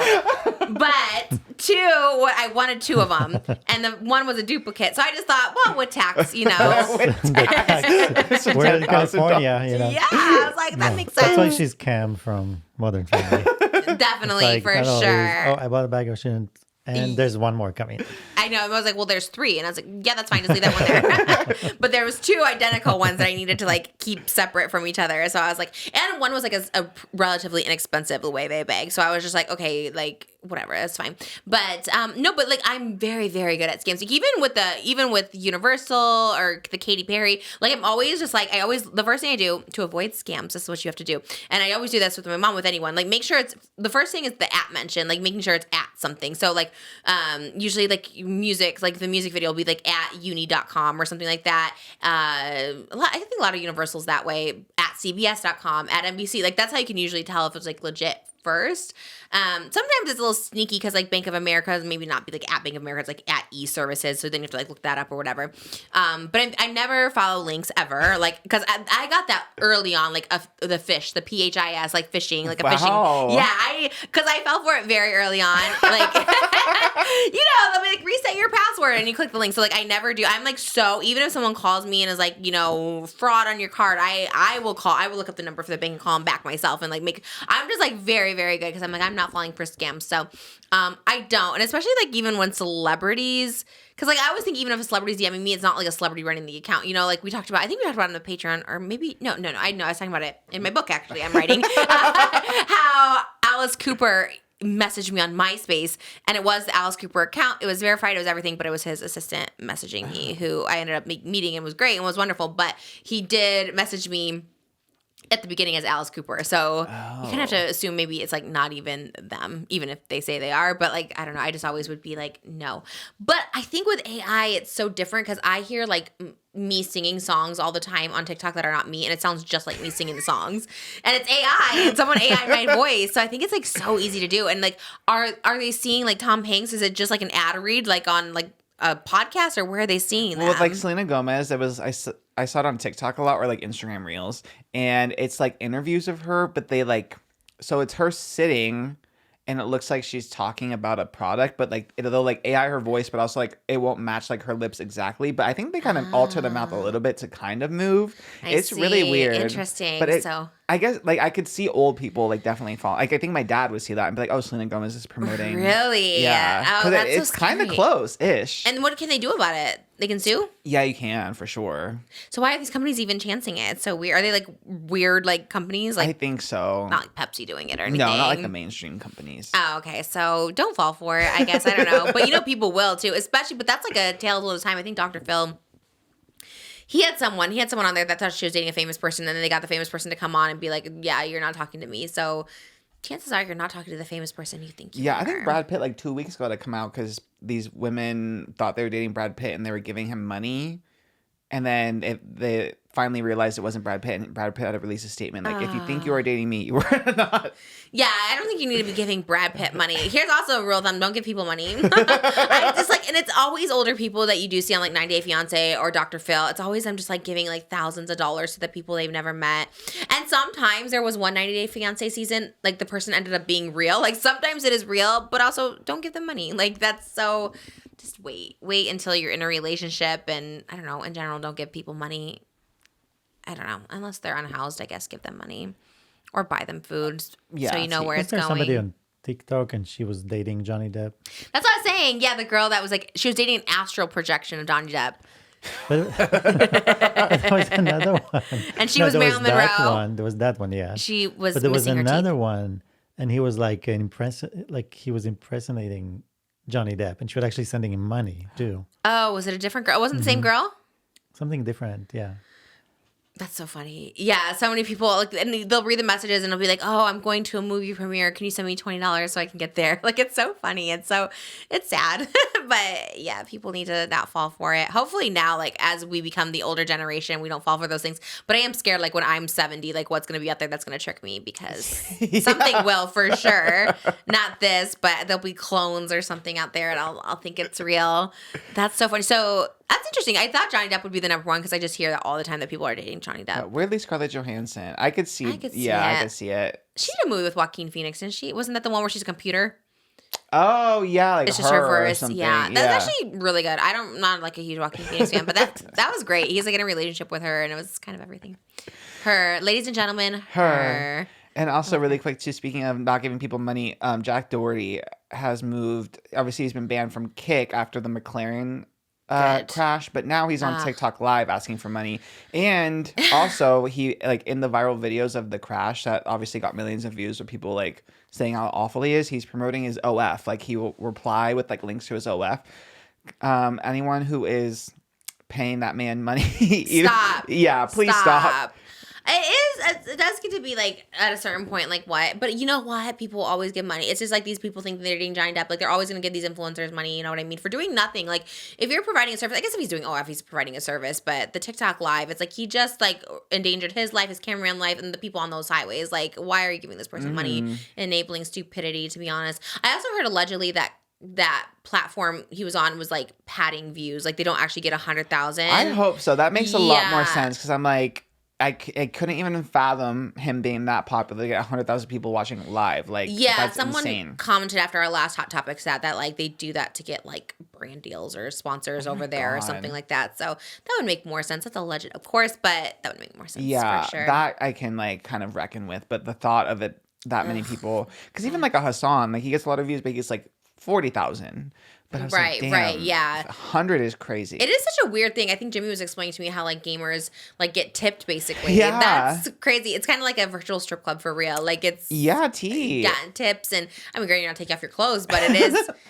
Working for tips is actually like super hard. Like I used to do that on the Boulevard, and like working for tips it's a hustle because it's not something where it's just like you can like sleep and make money. You know what I mean? It's not like a passive thing. Like you really have to like hustle for you have to be on there 8 hours a day or something. Hassan is, right? Yeah, he's on streaming a lot. And that's crazy. Yeah. But like again, that's like providing a service. So like I get it. Like he's tipping. teaching people something at least. Yeah. Like spreading information. I don't know. Yeah. I don't really know what he does on there actually. I don't either. I have no idea. Our dear Jimmy loves Hassan though. Yes. So. No, I know. I was tipping my sister yesterday because she was gaming. She was playing Dress to Impress. That's so cute. Yeah, she was on TikTok Live and I was like gifting things. And it is super fun and addicting to gift because it's not like it's money, but like you don't know how much anything is. So I'm doing like the most. They have a money gun, but I was doing like a diamond gun. Like all of a sudden like diamonds were flying everywhere. But she's like, what is that? I'm like, I don't know. It probably cost me like $1,000 or something. I was having so much fun tipping. So it is like fun. And yeah, like if you're giving a service, if you're doing something, like I think that you should. But I think if you're just on there asking, like that's okay. Well, do something, perform or something, you know? Like at least be a decent human being at the very least. Yeah, let's not try to like go and crash our cars, you know? Yeah. I hope he never gets a McLaren. I hope McLaren bans him from buying him again. Too. They should. I'm glad no one supports him because it seems like everyone is kind of like this guy is dumb. Yeah. Like, so I don't think there's one person who's a pro Jack Doherty. No, not one. Yeah. The people giving him money, stop it. And we've talked about this before on Patreon, but you guys, if you don't want Trisha's channel to be deleted, if you don't want all these videos to be deleted, if you don't want pop culture, internet history to be erased forever, like the burning of the, what does that mean? The burning of the Library of Alexandria. What? Do you know the library? Do you know the Wait, no, let me just look this up. I'm so confused. Wait, of the libraries in Egypt? The burning of the Library of Alexandria. Do you remember that? Yeah. Yes. No. What is that? What is that? Like the big library of Egypt, all the knowledge of the world got burned at some point. Yeah. In ancient Egypt. Okay, I love it. So yeah, if you want the burning of, if you don't want the burning, burning, I don't want the burning. all the archive of pop culture, meme culture. That's right. Yeah, so you my deleting channel's your gone. video. Yeah. I'm deleting it all. If you deleting your videos is like the. Oh, I'm deleting my videos. Yes. Yes, not not the channel. The channel is just a rebrand, if you will. But Just watch out, Strawberry 17. The rebrand is strong. But Trisha was thinking about deleting all her old videos in order for this rebrand. And if you guys don't want to lose these important pieces of internet history Sign a that petition. got you on the Las Culturistas 400 most iconic list, I know. It does make me kind of rethink it. maybe Bowen is saving the day. That's true. I guess if Bowen Yang tells me to keep him up, I will. It's going through a rebrand, and relatively soon we're shooting. I just found out yesterday. I was on the call with this production company, and we're actually shooting 2 shows simultaneously for it. Jesus. Yeah, we're doing I thought we were gonna like shoot the whole seasons and then like post it, but they're gonna post like kind of in more quicker real time, just so like we can get like feedback as we go, but like it's all like planned out, mapped out. It's like this big production we're doing, and there's actually 2 different shows, and they're both so up my alley. They're so good, but because it is such like produced and production quality, I want to delete all my videos on that channel. They didn't ask me to. They're not like whatever. I want to, because I just feel like it doesn't represent me anymore. You know what I mean? Like when I watched it, I was like, yes, it's cute and it's fun to have like a key. It's like, oh, she pretended to be trans or whatever. But it's like, I don't know. There's so many things I don't resonate, with. And I'm just like, I don't know. And even the stuff I'm putting out there now is just me eating in my car, which I love. Go to patreon.com/JustTrish if you want to see eating videos. But it's just like not my passion. It's not what's like driving me. And I feel like I delete things that don't drive me anymore. You know what I mean? Like this channel, this Just Trish channel, I kept up Dish with Trish because I'm like, that was like the OG podcast. I kept Trish Talks because I do think it's ahead of its time. Yes. But and I even have my ASMR podcast up, but I think if I don't resonate it, and that blndsundoll4mj channel is a little bit of a mess right now. There's just a lot of chaos. I deleted a lot of videos already because I'm like, I don't like that person. But I just think it needs to be fresh, And I think if you know, congratulations, you remember history. I think it can be rewritten though, and I'm going to rewrite history as just a polished and beautiful produced channel. So there's no messiness. I think people do that all the time. I feel like that's a common thing, right? The question is where should it shouldn't be maybe it should move somewhere. Like where should it be archived? What's the museum? It's moving from a library to a museum. Babe, this is not. What would be the museum of the? It's like the Old Testament of YouTube. Next theme is Trisha's videos from 2007 to 2023. But R.I.P. it should be somewhere like the Smithsonian. Like it should be archived somewhere. No, maybe absolutely in like not. Google headquarters or something. No, I'm deleting them forever. So if you want to watch them now, because they're gone forever. Yeah. Is Tati Dumb as Hell gone? Tati Dumb as Hell's probably gone. I think all my angry ones. When we even watched those angry ones, like before, like the Tati one, I was like, gosh, I was like so angry. Like it was scary. It's actually kind of scary. I was talking about this with someone the other day too, and I'm like, kind of when I look back at myself, I'm like, I'm kind of like scared of that person. Like I don't know who that person was. You know what I mean? So it's almost like, a rebirth of sorts. That is a beautiful way to put it. And it's still Trish that you know and love, but like a clean, like produced, like I'm just mature. Me. Yeah, mature. Nobody wants to see me like on the kitchen floor talking about vampires that don't exist, or do they? I think people just want different these days. I want to bring you Bridgerton. I want to bring you Wicked on my channel. That's like the quality I'm aiming for. I just can't imagine a world without like, The Shallow. It's music video Deleting. I forget which fast food you were at, but then I remember you were wearing like the blue like little robe thing, and you were in the restaurant, then you were showing the receipt. I love seeing McDonald's. that was a McDonald's. Oh my god, even recently, like when you had the banana pudding, like I was like, this is a new meme. I made it a meme. Well, you better download those if you want to rewatch them, because it's not happening anytime soon. I will probably keep my music videos because I spent $10 million on them. So those will stay. Everything else is gone. I've been slowly deleting stuff just in general. I'm just like, nah. It doesn't remind me there's one person I follow on TikTok. That's you. No, just me. You finally have the music tab. Like all of your music is now on your TikTok page. Yeah, So- there's some I'm trying to get deleted off there. I don't Yeah, know. but, It took you know- it took forever to get the songs on there, and now, But now we can finally. Okay, promotion of my songs on TikTok. Because Use my I think from songs. the day we met, it's something we've talked about. No, I've been trying for so long, and finally I got a contact at TikTok. Thank you, TikTok, by the way, because I was trying so long, and they kept like rejecting me. Like, these are not your songs. I'm like, they're my songs. I spend so There's much so many money. new sounds and trends and things. Well, how many does I Love You Jesus? That's my top one, right? What does Yep. that have? How many videos does it say? 20,000 videos. Wow, 20,000 people have used my I Love You Jesus on TikTok, and that's great. If you want to see the original I Love You Jesus, Oh. go to my TikTok. I Love What? You Moses is number 4. Wow. What's number 2 and 3? Oh, there's I Love You Jesus. I guess it's a trap version. Oh. And then What Dreams trap Are Made Of. Love You Moses. Oh, yeah, Dylan Mulvaney. She I just saw used that, it. yeah. Dylan, you want to come on the podcast? I love her. Well, there was Showgirls. That's one of my favorites. Showtime. Showtime. Now that Oh, it's there it is. showtime. Wow, you know it.